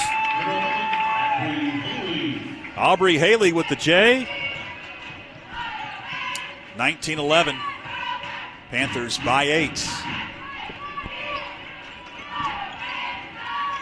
Traveling the baseline, Connor gives it up. Off the glass, it's Kylie Leonard.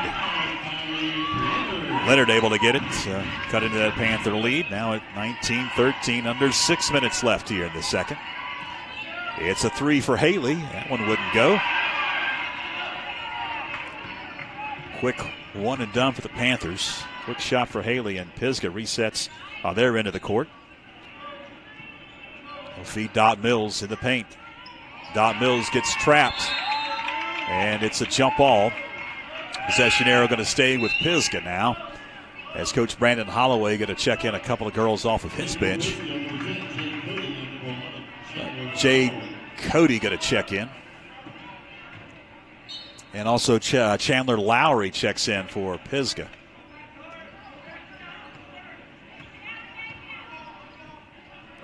In the corner, left side, Dot Mills going to dribble, lost control in the paint, and it's over to the Panthers. Haley going to attempt again from 3, and she hits. Aubrey Haley from downtown, 22-13. That's going to cause Coach Brandon Holloway to call timeout.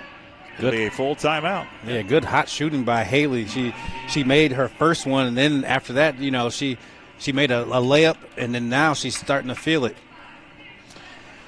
So they'll talk things over with 5:16 left. And we mentioned this at the end of the boys action.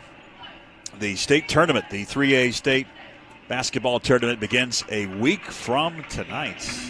In the first round, the Lady Panthers, win or lose, even if they win the whole thing, they'll be on the road with 10 losses. They're in the 20 range in seeds. Boys still have a chance to possibly host, depending on happenings. West Henderson, that won tonight, and obviously the rest of the state. But they're on that 16, 17, 18 line right now as a seed. You have to have a top 16 seed if you would like to host, at least in the first round. After that, who knows? They have upsets. Technically, I guess, only seed that would not host would be the 32 seed. Correct. At some point. We've seen the craziest stuff happen. When you didn't even think we're going to get in, and then we have a home game. Yeah. Like, how'd that happen? Yeah, the Max Preps rankings and all that.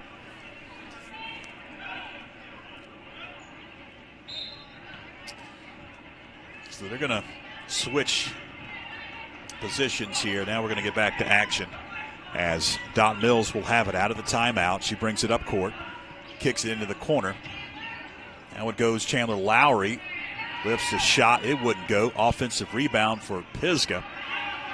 They're going to reset offensively. Kick it over. Lowry tries to find an open Riley Campbell, but it's off of her hands and out of bounds. It's going back to the Panthers. Franklin up 22-13. Trying to go up double digits. Pass on the inbounds was knocked away. Franklin will, again, attempt to get it inbounds as Pisgah is going to pick up in the full court. And it goes to Callie Queen. Callie trying to dribble out. Gives it up. Got a collision. Had a foul on Pisgah. Riley Campbell going to pick up the foul. just the first whistle on Pisgah here in this second quarter. And Pisgah's they've extended their defense and pressure. Try to get back into this game. Queen will find Haley, right side. Haley quickly gets it to Charlie Siegel, and she lifts a shot that's off the mark. Outlet underneath the basket. Lowry will be at the line as she gets fouled.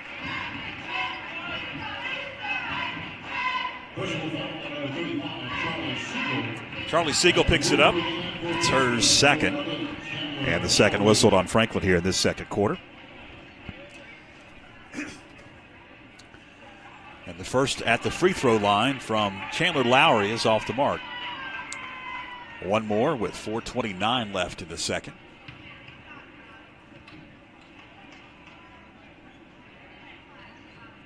And Lowry misses the second. Rebound on the deck. Eventually picked up by Pisgah. And Dot Mills is left open. It's a three off the mark. Rebound Pisgah. The third opportunity on this side of the court. Cody has it. Finds Dot Mills. Swings it into the corner. Campbell three off the mark. Deep in that left side. And Franklin comes down with a rebound.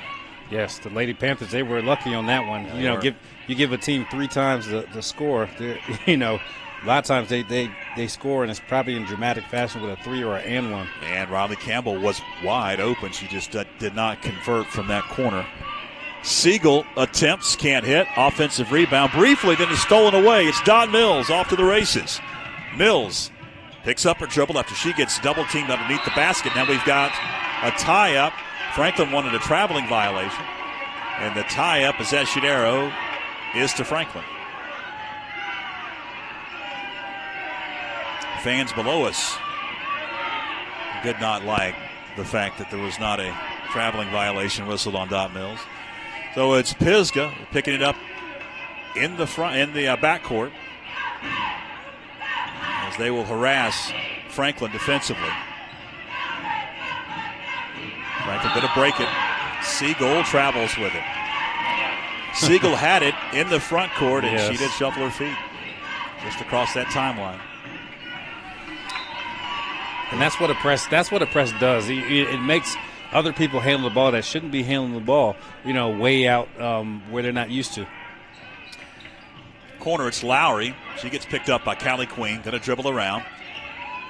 Now dish. Dribbling and losing it is Riley Campbell on that right side.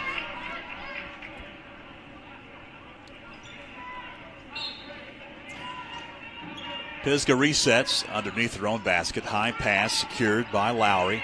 Kicks it into the corner. Open. Dot Mills. Three. She got it. You can't leave her open like that, Tony. No. She's going to hit. And after a while, she, especially when the game starts getting closer to crunch time, she'll step up even bigger. Now Charlie Siegel gets tied up in that corner in front of the scorer's table. That's where she traveled last time. At that time, it was a tie-up, and the possession arrow is to Pisgah. And that was a strange possession because she just held the ball. She didn't pivot or anything.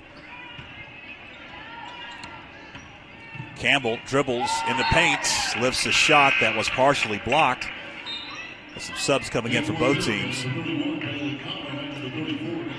In for the Panthers is Peyton Beatty. Pisgah has possession underneath her own basket as the pass goes up high to Devlin. Devlin gives it up, then it comes back to Devlin. She lifts a running shot in the paint and gets it to go.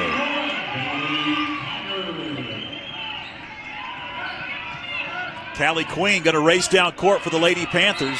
Get caught up in traffic. Shot was partially blocked, heads out of bounds. Bodies hit the deck, no whistle. Panthers will reset. And it seems like every time these teams meet up, there's always fireworks. Avery Moffitt underneath, shot no. Pisgah chance to cut into the lead once again. In the paint, running shot no. Offensive board. Second shot wouldn't go. And the Panthers secured the rebound on the second shot. And we've got a whistle and a foul. And it's going against Franklin. And that was the first time that Avery Moffitt shot the ball since about 4 minutes in that first quarter. So Pisgah has it on their end of the court. They'll kick it. It's Connor, top of the key. 3 off the mark. And the rebound picked up by the Panthers. Callie Queen has it, and she gets fouled. Or was it a tie-up? Tie-up. It was a tie-up as Eshidero Franklin. Really bogged down here in the second quarter. Both teams sloppy. Pisgah, though, able to hit a couple extra shots that have cut into that Panther lead. Callie Queen on the dribble. Up top. Being harassed. Gives it up. It's Haley. Haley now over to Beatty. Peyton Beatty lifts a wild shot. It wouldn't go. And the board picked up by Kylie Leonard. Leonard off to Dot Mills. We approach 90 seconds left here in this second quarter. We've got a whistle and we've got a foul on Franklin. As there was a bump near that low block. Going to whistle this one on. It's going against Callie Queen. Queen picks up just her first, and it's the fourth whistled on Franklin. So in it goes. Chandler Lowry. She's going to attempt from downtown. 3 wouldn't go. It was an air ball. And on the fight for the rebound, we've got a whistle, and Pisgah will pick up the foul. Yeah, I was about to say it's interesting that that Franklin has 4 fouls and Pisgah only has 1 because Pisgah's playing full court man-to-man and they're not fouling, but Franklin's playing a half-court zone and has the most fouls. Now 2 fouls whistled on Pisgah to Franklin's 4, but a minute 20 left before halftime. Presley on the dribble. Gonna back it out. Presley finds Callie Queen. Queen back over. Goes to Audrey Presley. And Presley will get fouled as she attempted a shot. It'll be just the 3rd on Pisgah. I guess they say she was not in the act of shooting. Was on the floor. I was going against Chandler Lowry, her first. And it goes. Beatty, she gets her pocket picked. Almost a traveling violation on Pisgah. Dot Mills is going to get charged with the offensive foul. A charge on Dot Mills.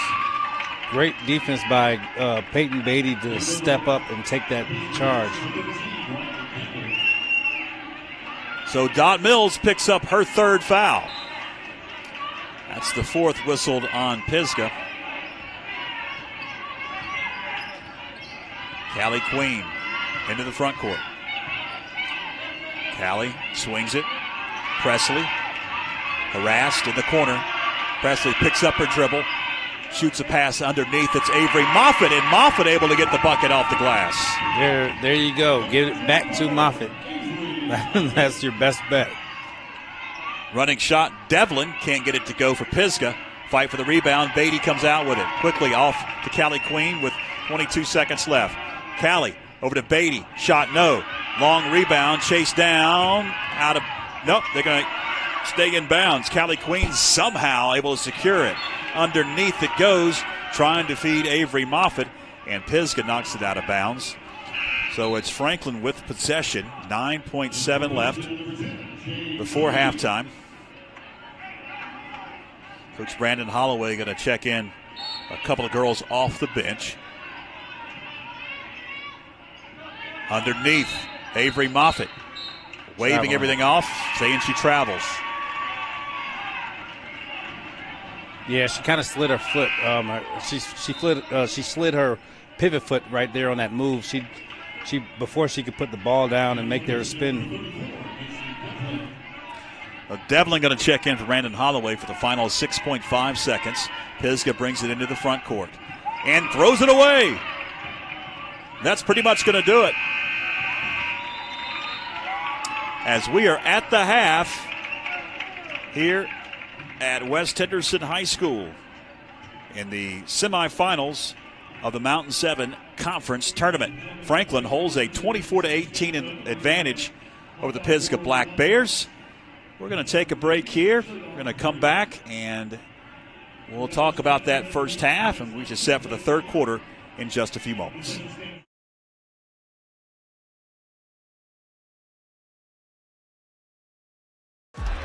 open space, Hanley at the 20, 15, 10, 5, touchdown.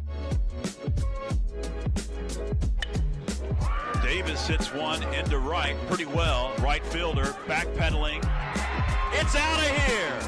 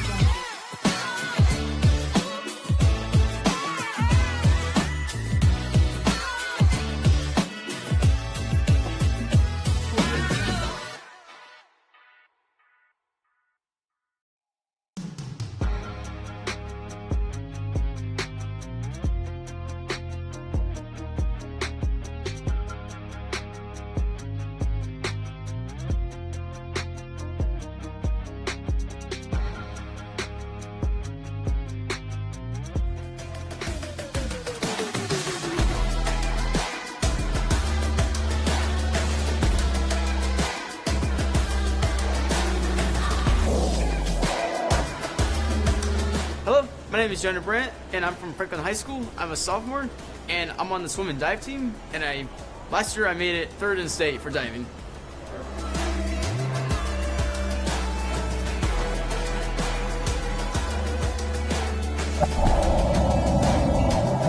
My personal goals for this year is to win state for diving, and then try and break the record for school.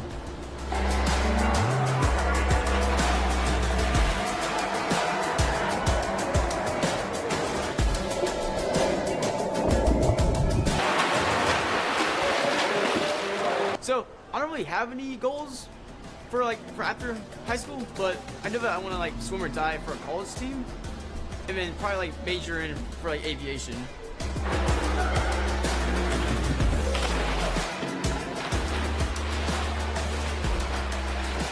So I've known Mr. Pregame for a long time. For dive practices, we have to go all the way to Asheville. It's about an hour drive.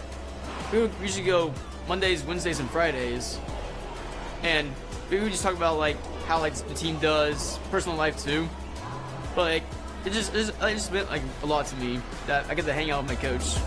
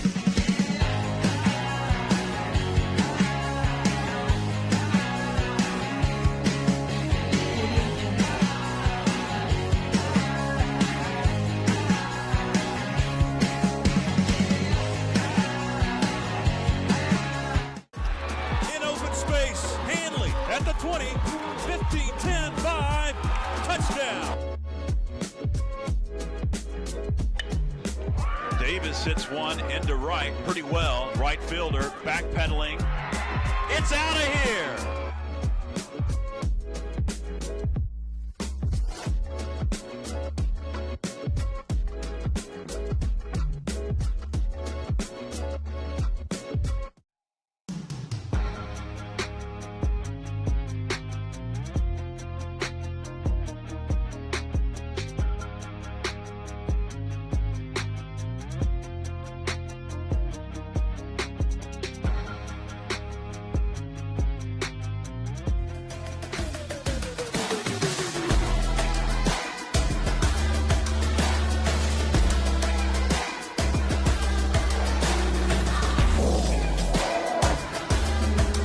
Hello, my name is Jonah Brandt, and I'm from Franklin High School. I'm a sophomore, and I'm on the swim and dive team. And last year I made it third in state for diving.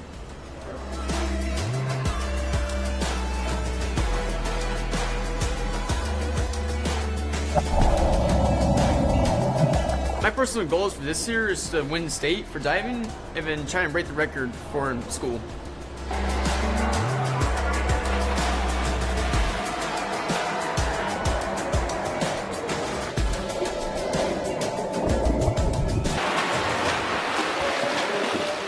So I don't really have any goals for after high school, but I know that I want to swim or dive for a college team, and then probably major in for aviation.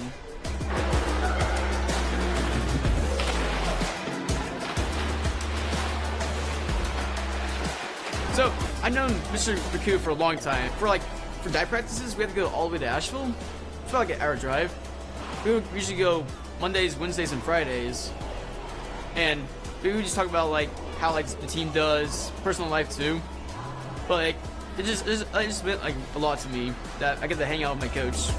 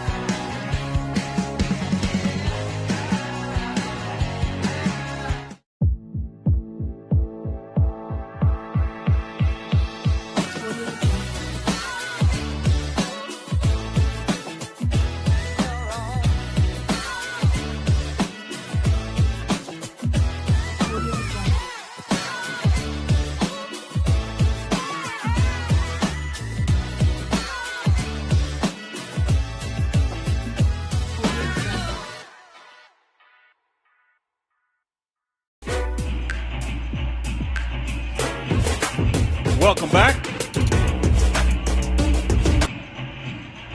As we are still at the half here at West Henderson High School. Taking down the final seconds before we will begin the third quarter. See on our live scoreboard, our audio-only broadcast and our scoreboard graphic brought to you by Highlander Roofing Services, your local dedicated roofing specialist. From roofs to gutters, they're your full-service repair and re-roof specialists, serving all of western North Carolina and North Georgia with 3 locations to serve you in Franklin, Silva, and now in Asheville. That is Highlander Roofing Services, your local dedicated roofing specialist. So the Lady Panthers have a 24-18 lead over the Pisgah Black Bears. Yes. As Tony Christie rejoins me here at the break. And I think that Coach Scott Hardbarger will be pleased the way that his girls did play there in that first half. But when Avery Moffitt did not get the basketball underneath That's when Pisgah kind of got back got into the back ball into game. the game, yes. And that's where, and, you know, if you look at it, the first 6 points were scored by Avery Moffitt. And right now, the Lady Panthers have a 6-point lead. So, you know, if you really watch the game, you can figure out, you know, the trends of things that are helping the Lady Panthers. And Lady Panthers starting right now in a looks like a 1-2-2 zone. Dot Mills that'll have possession for the Pisgah Black Bears. Good Kicks it steal. into the corner and is going to be stolen away. Franklin now gives it up. Callie Queen, top of the key, couldn't get it to go. They're going to feed underneath after the offensive rebound by Siegel. They'll feed Avery Moffitt, but Avery is going to travel with it. Yeah, right there, that's a tough call right there because it was a held ball and she moved her feet. So, you know, you have to either call the jump ball or the travel. Those Dot Mills bringing it down court. She gives it up underneath. The shot wouldn't go. Pisgah able to grab the offensive rebound and get the stick back. That was Kylie Leonard with the board and the bucket. Now some press in the backcourt as Franklin tries to break it. Callie Queen across that timeline. She's going to dish. Siegel quickly gives it back to Callie Queen. Now Queen finds Presley. Siegel now with it, going to kick it baseline. A jumper wouldn't go from the corner by Avery Moffitt. Pisgah attacks. Chandler Lowry underneath the basket. Almost lost it, able to secure it, and she was able to get the bucket to go on the inbound. A steal and a foul. Jade Cody stole the inbounds pass and lifted a shot that was off the mark, but she'll be at the line after the foul was whistled on Franklin. That's going against Callie Quinn. Check that. Nope, they just changed it. It's going against Aubrey Haley. And you can tell Coach Brandon Holloway, he lit a fire under the girls. And they came out desperate. Definitely the defensive pressure has been ratcheted up. Yes, it has. First shot up and good for Jade Cody. One more to try to tie. And it's an air ball. They're going to have to whistle that dead. Yeah, that's what they did.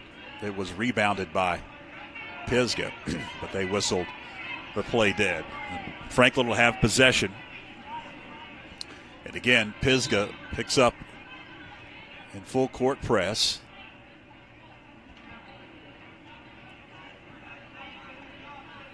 What's going on?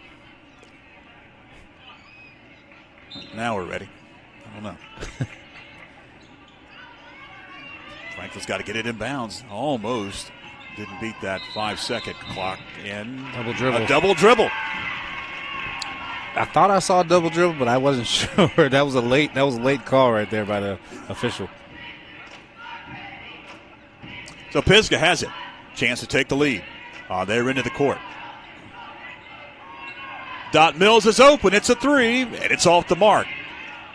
Rebound. Going to be offensive. It's Pisgah. Secures it. Chandler Lowry dribbling around. Lost control. Kicks it. Deep in the corner. Now on one dribble, she'll pull up and nail the J from the left side. That's Riley Campbell. And Campbell gives Pisgah their first lead. Franklin with some trouble getting it across that timeline. They, again, barely beat that 10-second clock. Callie Queen with it. Queen over to Presley. Now Avery Moffitt is wide open and lifts an air ball baseline into the hands of Pisgah. Yes, and what has to happen for Charlie Siegel and Avery Moffitt is they both have to get close to the basket. When they're posting up underneath the basket, on the block or a foot in the paint, they're actually very hard to guard. On the missed shot on the Pisgah end, we have a foul, and it's going against Pisgah. And that is on Dot Mills, Tony. That's her fourth. Wow. That is a huge foul. Yes, it is. I didn't see exactly what transpired. She was trying to get the ball tied up, and she got caught up. Yep, got caught up. Callie Queen into the front court. Presley with it. Over to Callie. Queen. Gonna dish. Find a wide open Avery Williamson. She lifts a shot from downtown. Couldn't get the three to go. Pisgah races down court after securing that defensive rebound. Connor up high. Dishes. Lowry collides. Traveling. And they'll say she traveled. 5 minutes exactly in this one. Third quarter, 25-24. Pisgah has taken the lead for the first time in this ball game. And if you're the Lady Panthers, you want to make sure that you take advantage of Dot Mills being out of the game. So down court, it's Presley. Presley is going to get called with the offensive foul. As she drove in, I'll say that she leaned in. That's a player control foul. Yeah, that was an easy call right there. She didn't try to get a move, didn't try to go around her or anything. So down court, Pisgah will attack. Lowry feeds. Knocked away. Into the hands of Callie Queen. Callie going to feed up court. Haley had it briefly, knocked out of her hands. It heads out of bounds, and Franklin will now trigger underneath their own basket. 4:37 left here in the third. 25-24. A three, Callie Queen. Deep, wouldn't go. Outlet pass after the defensive rebound. Shot blocked underneath. Panthers going to race up court. Outlet pass. Off balance shot wouldn't go for Haley, but she was fouled. Good block by Aubrey Presley down the other end. So at the free throw line for a couple of shots, Aubrey Haley.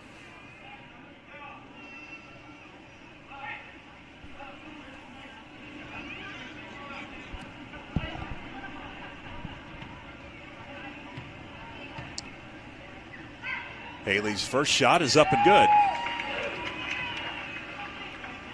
Tie game, 25-25.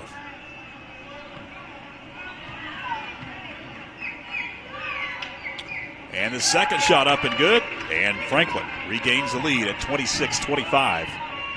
Back and forth we go here in the third quarter. Outlet pass knocked around.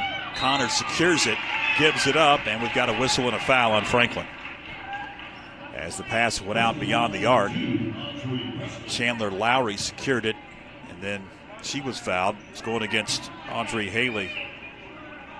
No, it's going against Audrey Presley. Her second. Presley picks up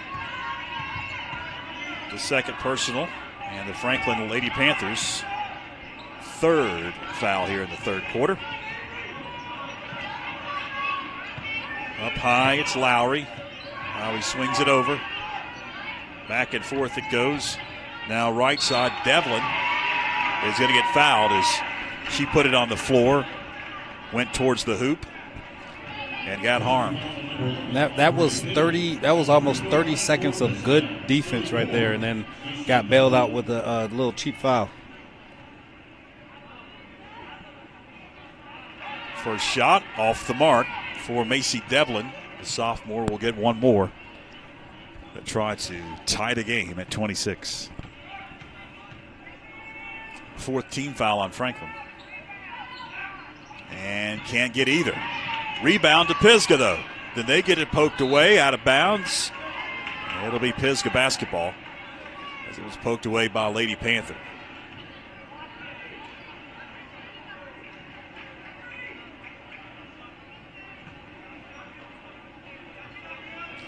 Inbounds deep in the left corner. Pisgah now going to kick it around the horn. Connor drives in, gets the bucket. 27-26, Pisgah back out on front. 3.5 left, third quarter. Presley, jumper wouldn't go. Rebound, Moffitt. Moffitt gets tied up, and the possession arrow will be with Franklin. It'll stay on the Panthers' end of the court. Right there, Moffitt has to protect the ball. A lot of these tie-ups, they are easily preventable if you protect the ball and you go up strong with it, just like that. Avery Moffitt. Up and good.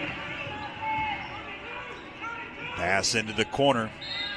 Connor Stepped out of bounds. Stepped out of bounds, yep. Yeah, it's going to be a turnover on the baseline. 1 point game. This one is heading towards that game that happened in Canton back on January 5th. It was a 39-31 final. Issues in the backcourt. Into the hands of Callie Queen. Franklin breaks it. And Callie gets it knocked away from behind. And Callie Queen, she's been quiet in the second half. See if she can, pick it up. Good pass by Off Callie the glass. Callie on the inbounds. To Avery Williamson. Williamson able to get the bucket. And Franklin up 30-27. And we've got another reach-in foul. This one going against Queen? Yes. Yep. That'll be the 5th on Franklin, so 2 shots now. The rest of the 2:49 here in the third quarter for Pisgah. Chandler Lowry at the line. Queen going to pick it up, her second. Lowry hits the first.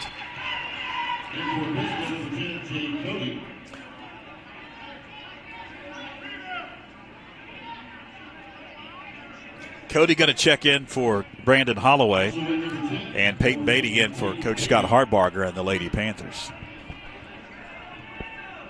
One more at the charity stripe. Got the second.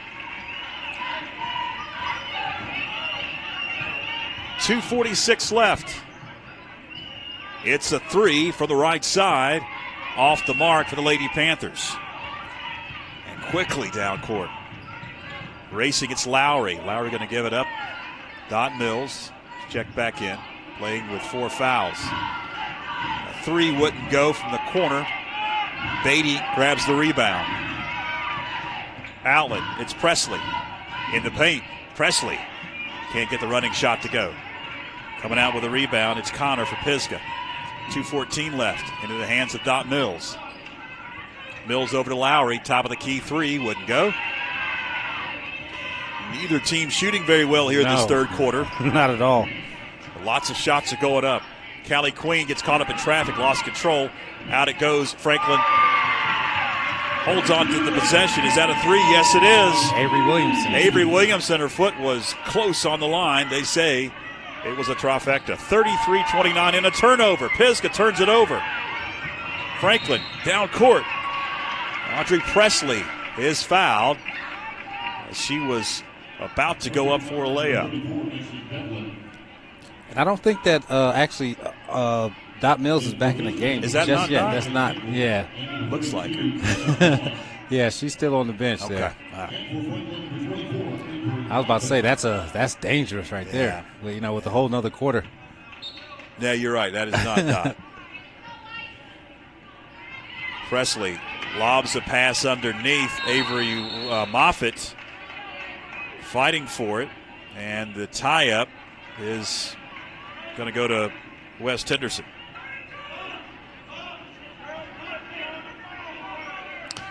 Minute 35 to go here in the third. Franklin by 4. Devlin drives in, kicks into the corner, knocked away. I'd say it was kicks. So Pisgah going to reset side court, trailing by 4.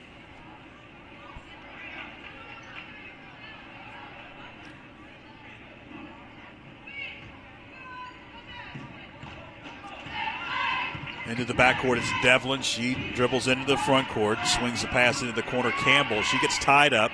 Campbell, though, able to somehow get it out of there into the hands of Cody. Cody, cross-court pass over to Campbell. Campbell again in some trouble. Got to find an open Devlin. Top of the key 3 wouldn't go. Franklin grabs the board. Outlet pass. Up court it goes to Williamson. Now Queen. Into the corner, it's Presley. Franklin now swinging it around the horn. Taking some time. 44 seconds left as that clock continues to tick.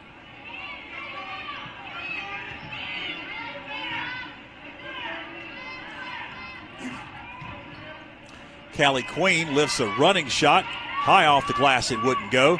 Pisgah comes down with a rebound. It's Devlin. Devlin gets her pocket picked. Franklin attacks. Underneath. Avery Moffitt secured the pass, got fouled. She'll be at the line for 2 shots. And that was a perfect fast break right there. Gave it to the open person, and when the ball has energy, the ball finds the right person.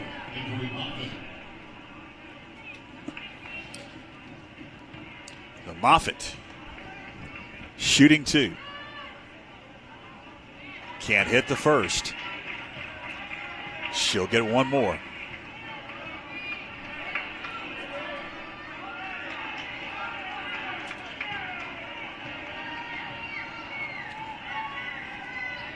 And Moffitt put a little too much mustard on that second shot at the back of the iron. Franklin had their hands on the rebound. Was there a foul whistle?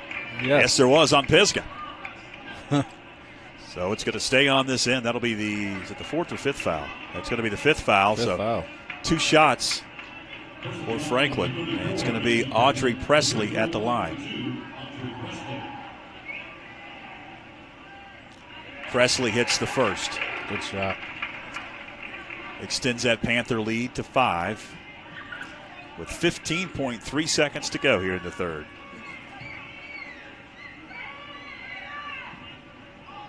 Can't get the second shot to go. Pisgah grabs the rebound. Jade Cody, high pass, almost stolen away into the hands of Devlin. She kicks it over to Campbell. Jacks a 3, wouldn't go. Rebound, fight for it. Horn sounds. That's going to do it. 3 quarters in the books, and Franklin holds a 5-point lead, 34-29, as we head to break.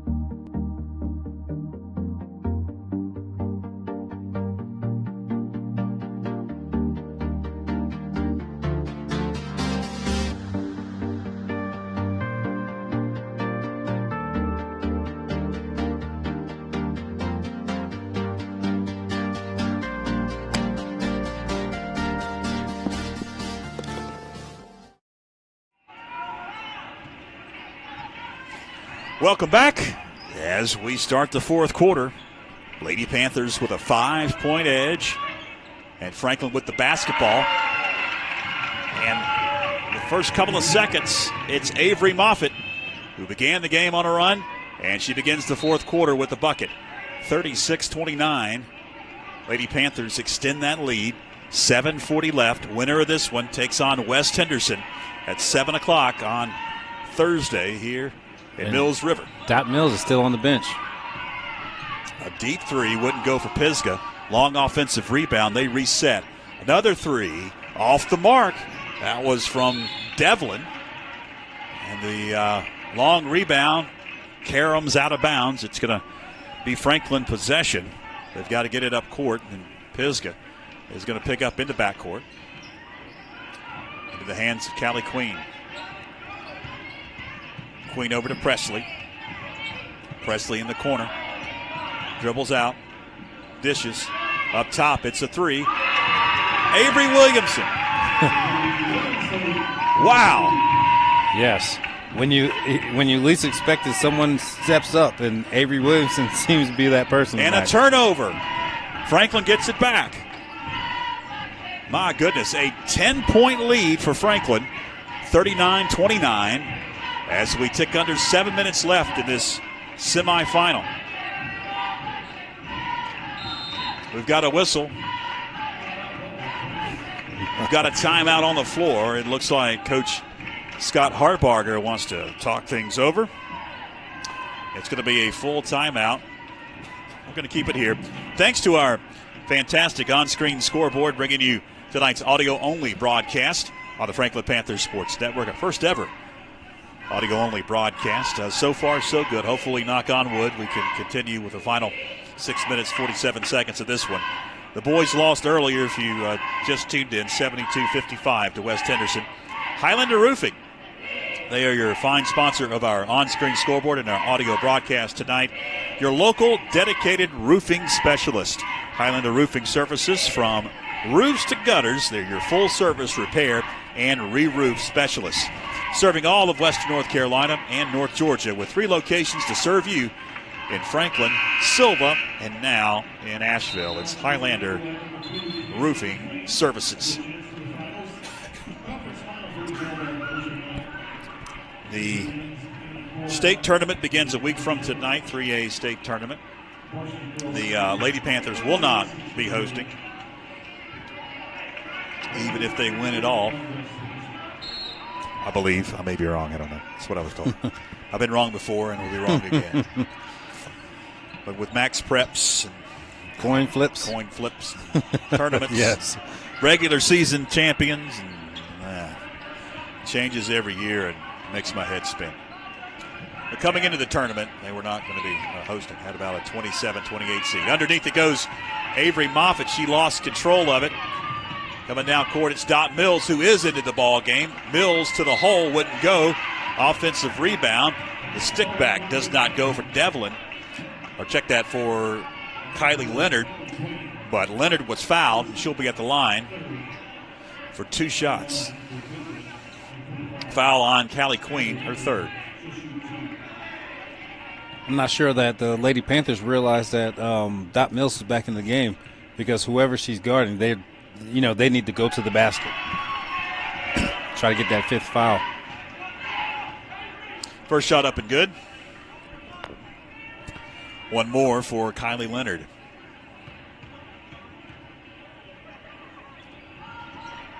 And Leonard can't get the second. Offensive rebound. Pisgah fighting for it. Second shot went up, no good. Like Dot Mills may have gotten hurt. It's like she's going to shake it off.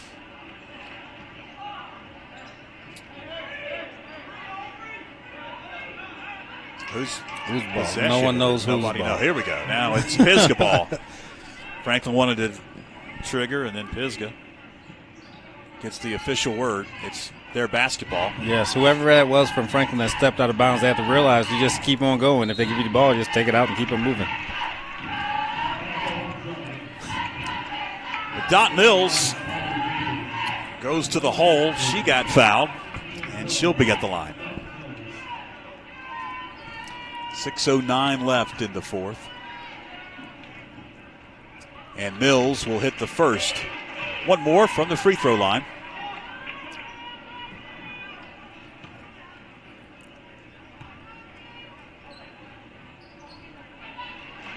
And she got it to go.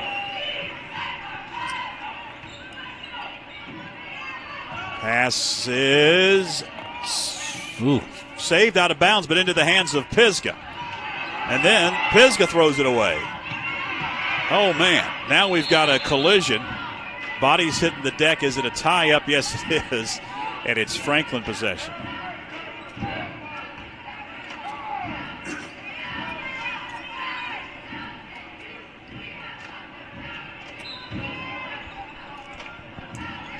When it goes, Williamson in the backcourt. Over to Presley. Now it's Callie Queen. Queen caught up. They call timeout. There's a whistle. Hey, there's. And it's a tie-up officially. And a lot of wrestling happening. Yes, a lot of wrestling over there.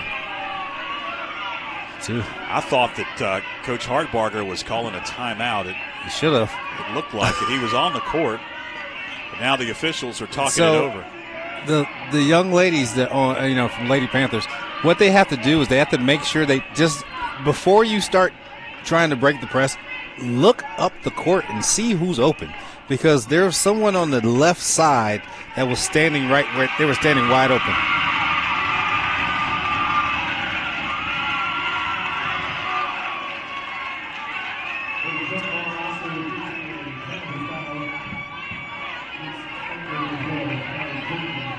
They just teed up Callie Queen. Yes.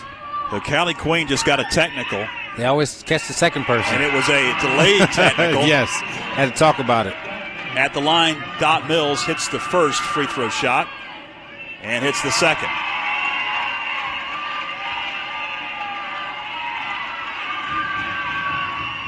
So, Pisgah will have possession, trailing by 5. And it goes to Dot Mills. She has 4 fouls. So does Callie Queen. Mills kicks into the corner. Gets bottled up. Back it goes. Mills up top. Swings it over. Open. Shot off the glass. Good. Kylie Leonard. That was a 4-point possession on their end of the court. Franklin got to race down court. High off the mark with a shot by Presley. Pisgah comes out with it. Dot Mills to the hole. Mills wouldn't go. Rebound Pisgah. Another shot won't fall. That time for Kylie Leonard. And you can feel stay with Pisgah. Yeah, you can feel the momentum shifting from the Panthers to the Black Bears. As it was knocked out of bounds off of a Panther. 5:07 left. And a steal. Avery Williamson. Off the glass. The senior. 41-36, under 5 minutes left.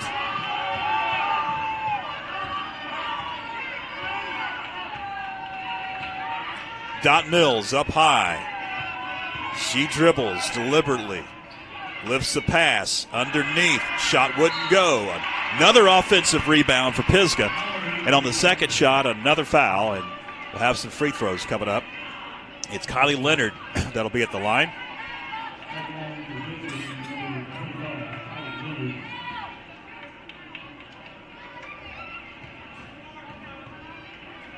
It's the 4th whistled on Franklin. 0 fouls whistled on Pisgah here in this 4th quarter. First shot up and good for Kylie Leonard. Avery Moffitt picks up the foul. That's her 3rd. One more. It's up and good.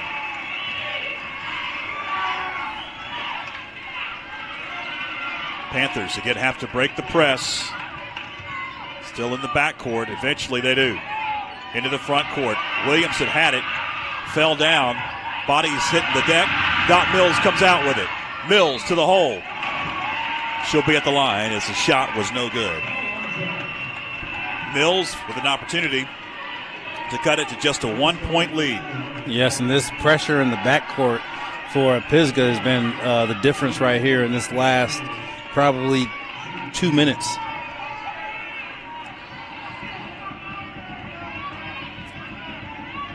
Dot Mills, first opportunity, hits.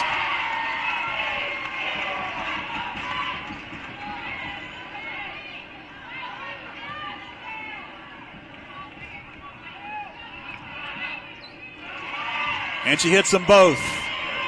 Dot Mills makes it just a 1-point Panther lead. And the inbounds pass is slapped away as Franklin again tries to get it inbounds. And like I said before, if you look on if someone's watching this game, you can see that there's someone wide open on the other side of the court. But they keep on trying to get the ball on the left side of the court. It never goes to the right side of the court. There's a steal. Dot Mills has her shot slapped away out of bounds. Yes, by Callie Queen.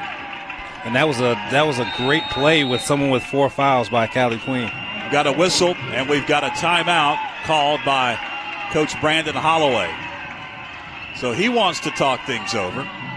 And looks like it's going to be a full timeout. So let's take a quick break. We'll be back right after this.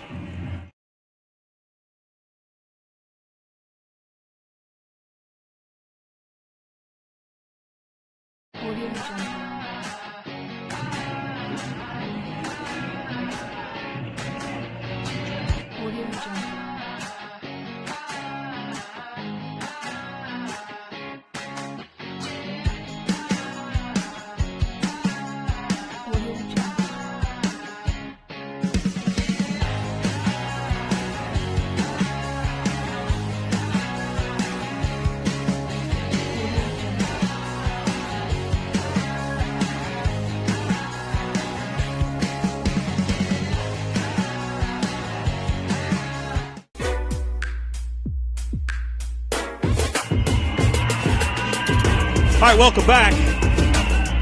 4:12 left. Franklin clinging to a 1-point lead at 41-40.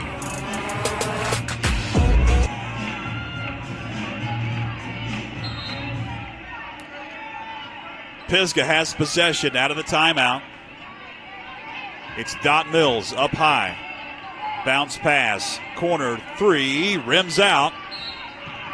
Campbell couldn't hit on the rebound. We've got a whistle and a foul on Pisgah. And they had to call that foul because Franklin had to, it was the foul count was 5-0. Just like I was talking about before. Pisgah's been in a full court man this whole half, and Franklin's been playing zone. Franklin gets it across that timeline. We've got a bump as Presley brings it up. And another foul on Pisgah. It'll be the second. Yeah, the officials they kind of have to even this up a little bit. That's what's happening here because nothing's changed. Chandler Lowry picks it up. That's her third.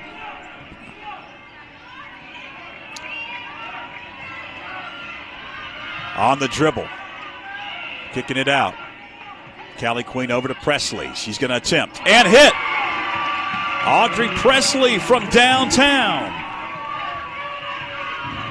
Dot Mills into the front court. 3.5 left here, fourth quarter. Winner plays West Henderson on Thursday at 7 o'clock for the Mountain 7 Conference tournament title. Dot Mills on the dribble. Kicks into the corner. Tiptoeing that baseline. Campbell attacks. And she turns it over. She could not tiptoe that baseline. Panthers have to get it inbounds again with full court press. And a steal. It's Dot Mills on the inbounds. And then a blocking foul whistled on Franklin.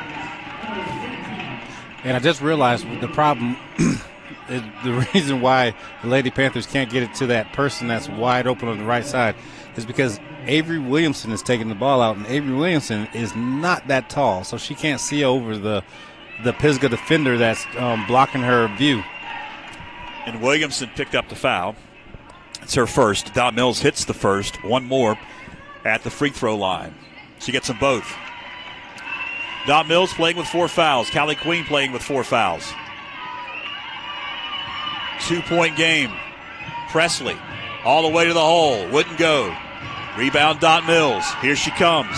Coast to coast. Now stops. Kicks it out. 3 minutes left.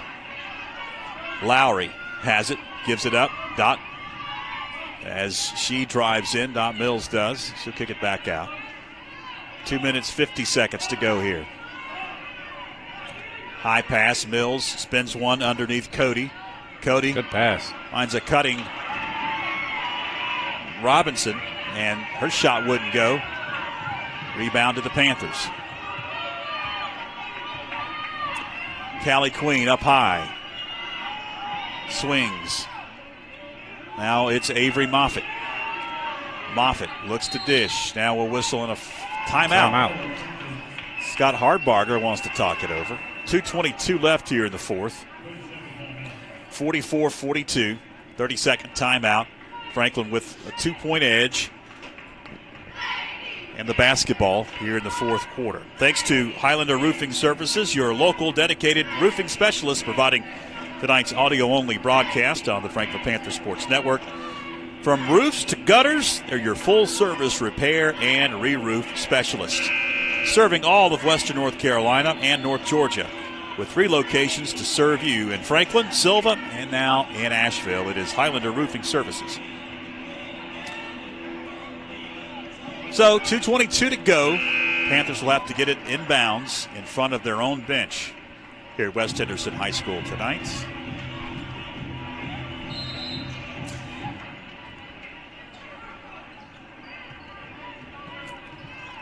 And they do. Into the backcourt. Kelly Queen brings it up into the front court. She finds Avery Moffitt, who attacks the hole. She couldn't get it to go. Pisgah grabbed the rebound and lost it out of bounds. Chandler Lowry dribbled it off of her leg.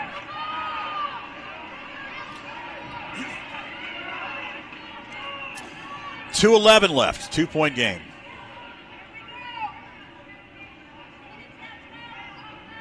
I have to clean up some perspiration on the floor.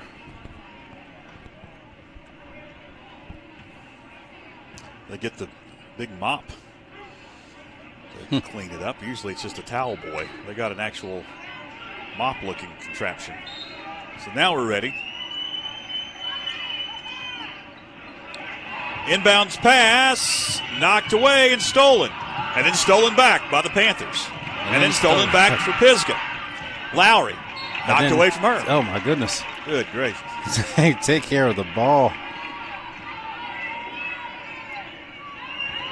So Pisgah going to reset underneath their own basket. They got to get it inbounds, though.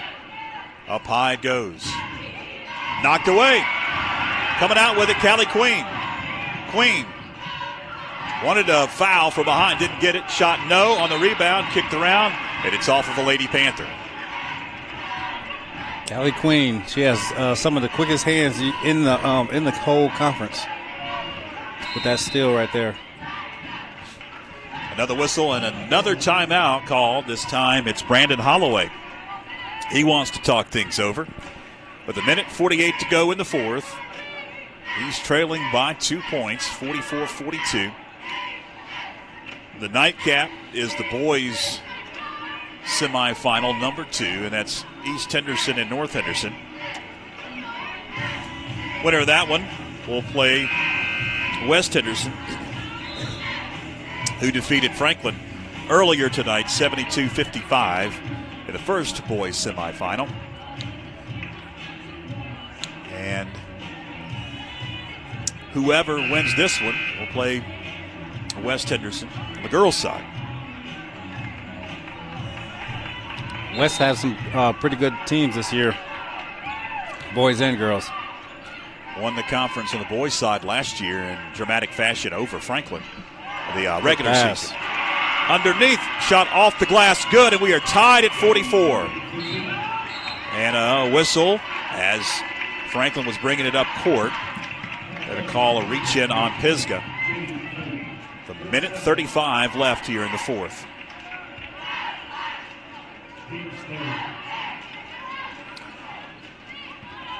Foul whistled on Jade Cody. That's her second. And it's the third on Pisgah. Avery Moffitt in the paint, almost traveled. Fans wanted to travel. Pisgah comes out with the rebound. Chance to take the lead. Dot Mills in that center jump circle. She directs the offense. Down to 70 seconds left. Mills swings it into the corner. It's a three. Devlin, she got it! Macy Devlin from the corner gives Pisgah the lead at 47-44. Franklin tries to answer. Shot no. Moffitt grabbed the rebound, got the stick back. Franklin trails by a point, 47-46. So they have to make sure they extend this zone because Dot Mills is going to take her time bringing it up. Just got it across the timeline. Now a whistle and a timeout again. It's Coach Brandon Holloway that wants to talk it over. So 34.5 seconds left. We're going to keep it here as it appears to be a full timeout. It will be, but we cannot steal away just yet as this one's coming down to the wire like we thought it would. Piz has come all the way back and has taken the lead here at 47-46. So three by Macy Devlin gave the Black Bears the lead.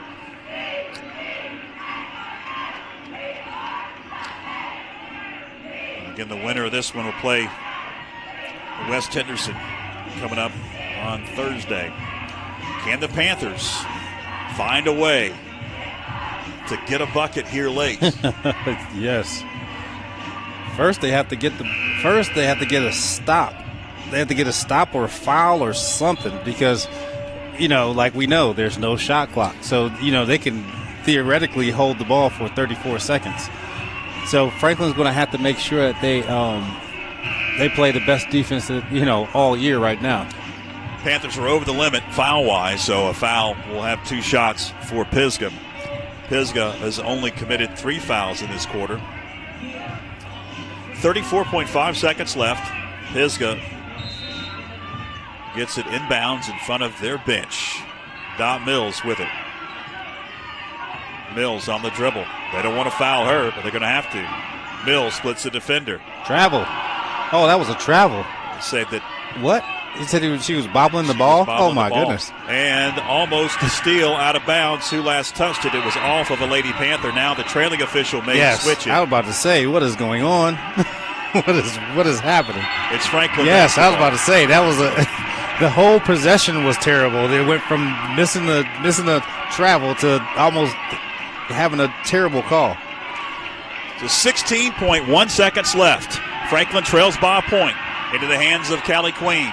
She calls out the offense. Callie with 10 seconds. Now a whistle and a timeout. Coach Scott Hardbarger. So Hardbarger, a draw up a play here. What do you think, Tony?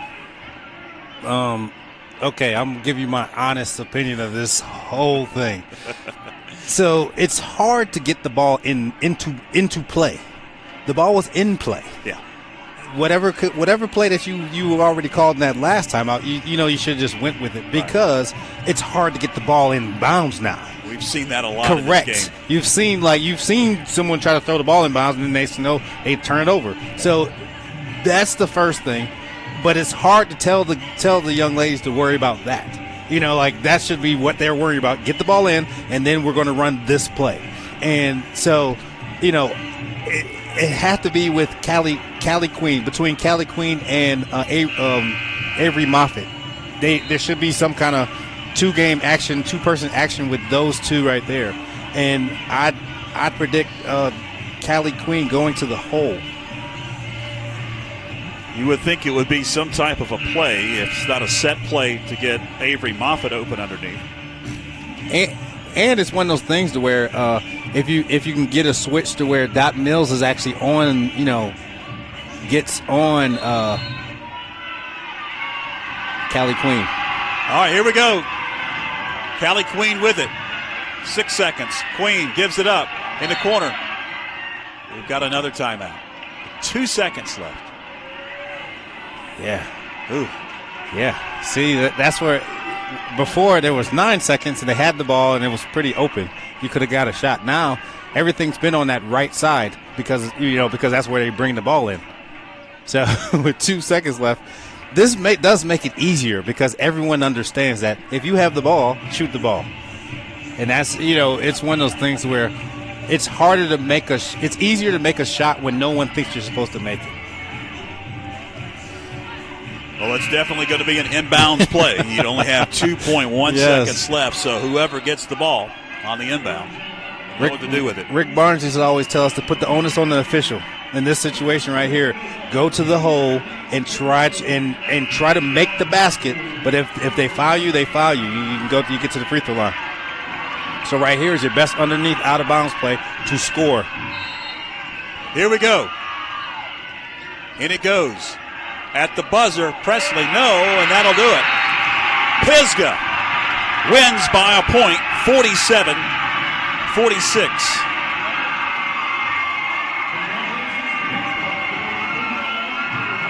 And breaks the hearts of the Panthers in this one. You hear the crowd as Pisgah just survived this one, trailing for a good portion of this ball game.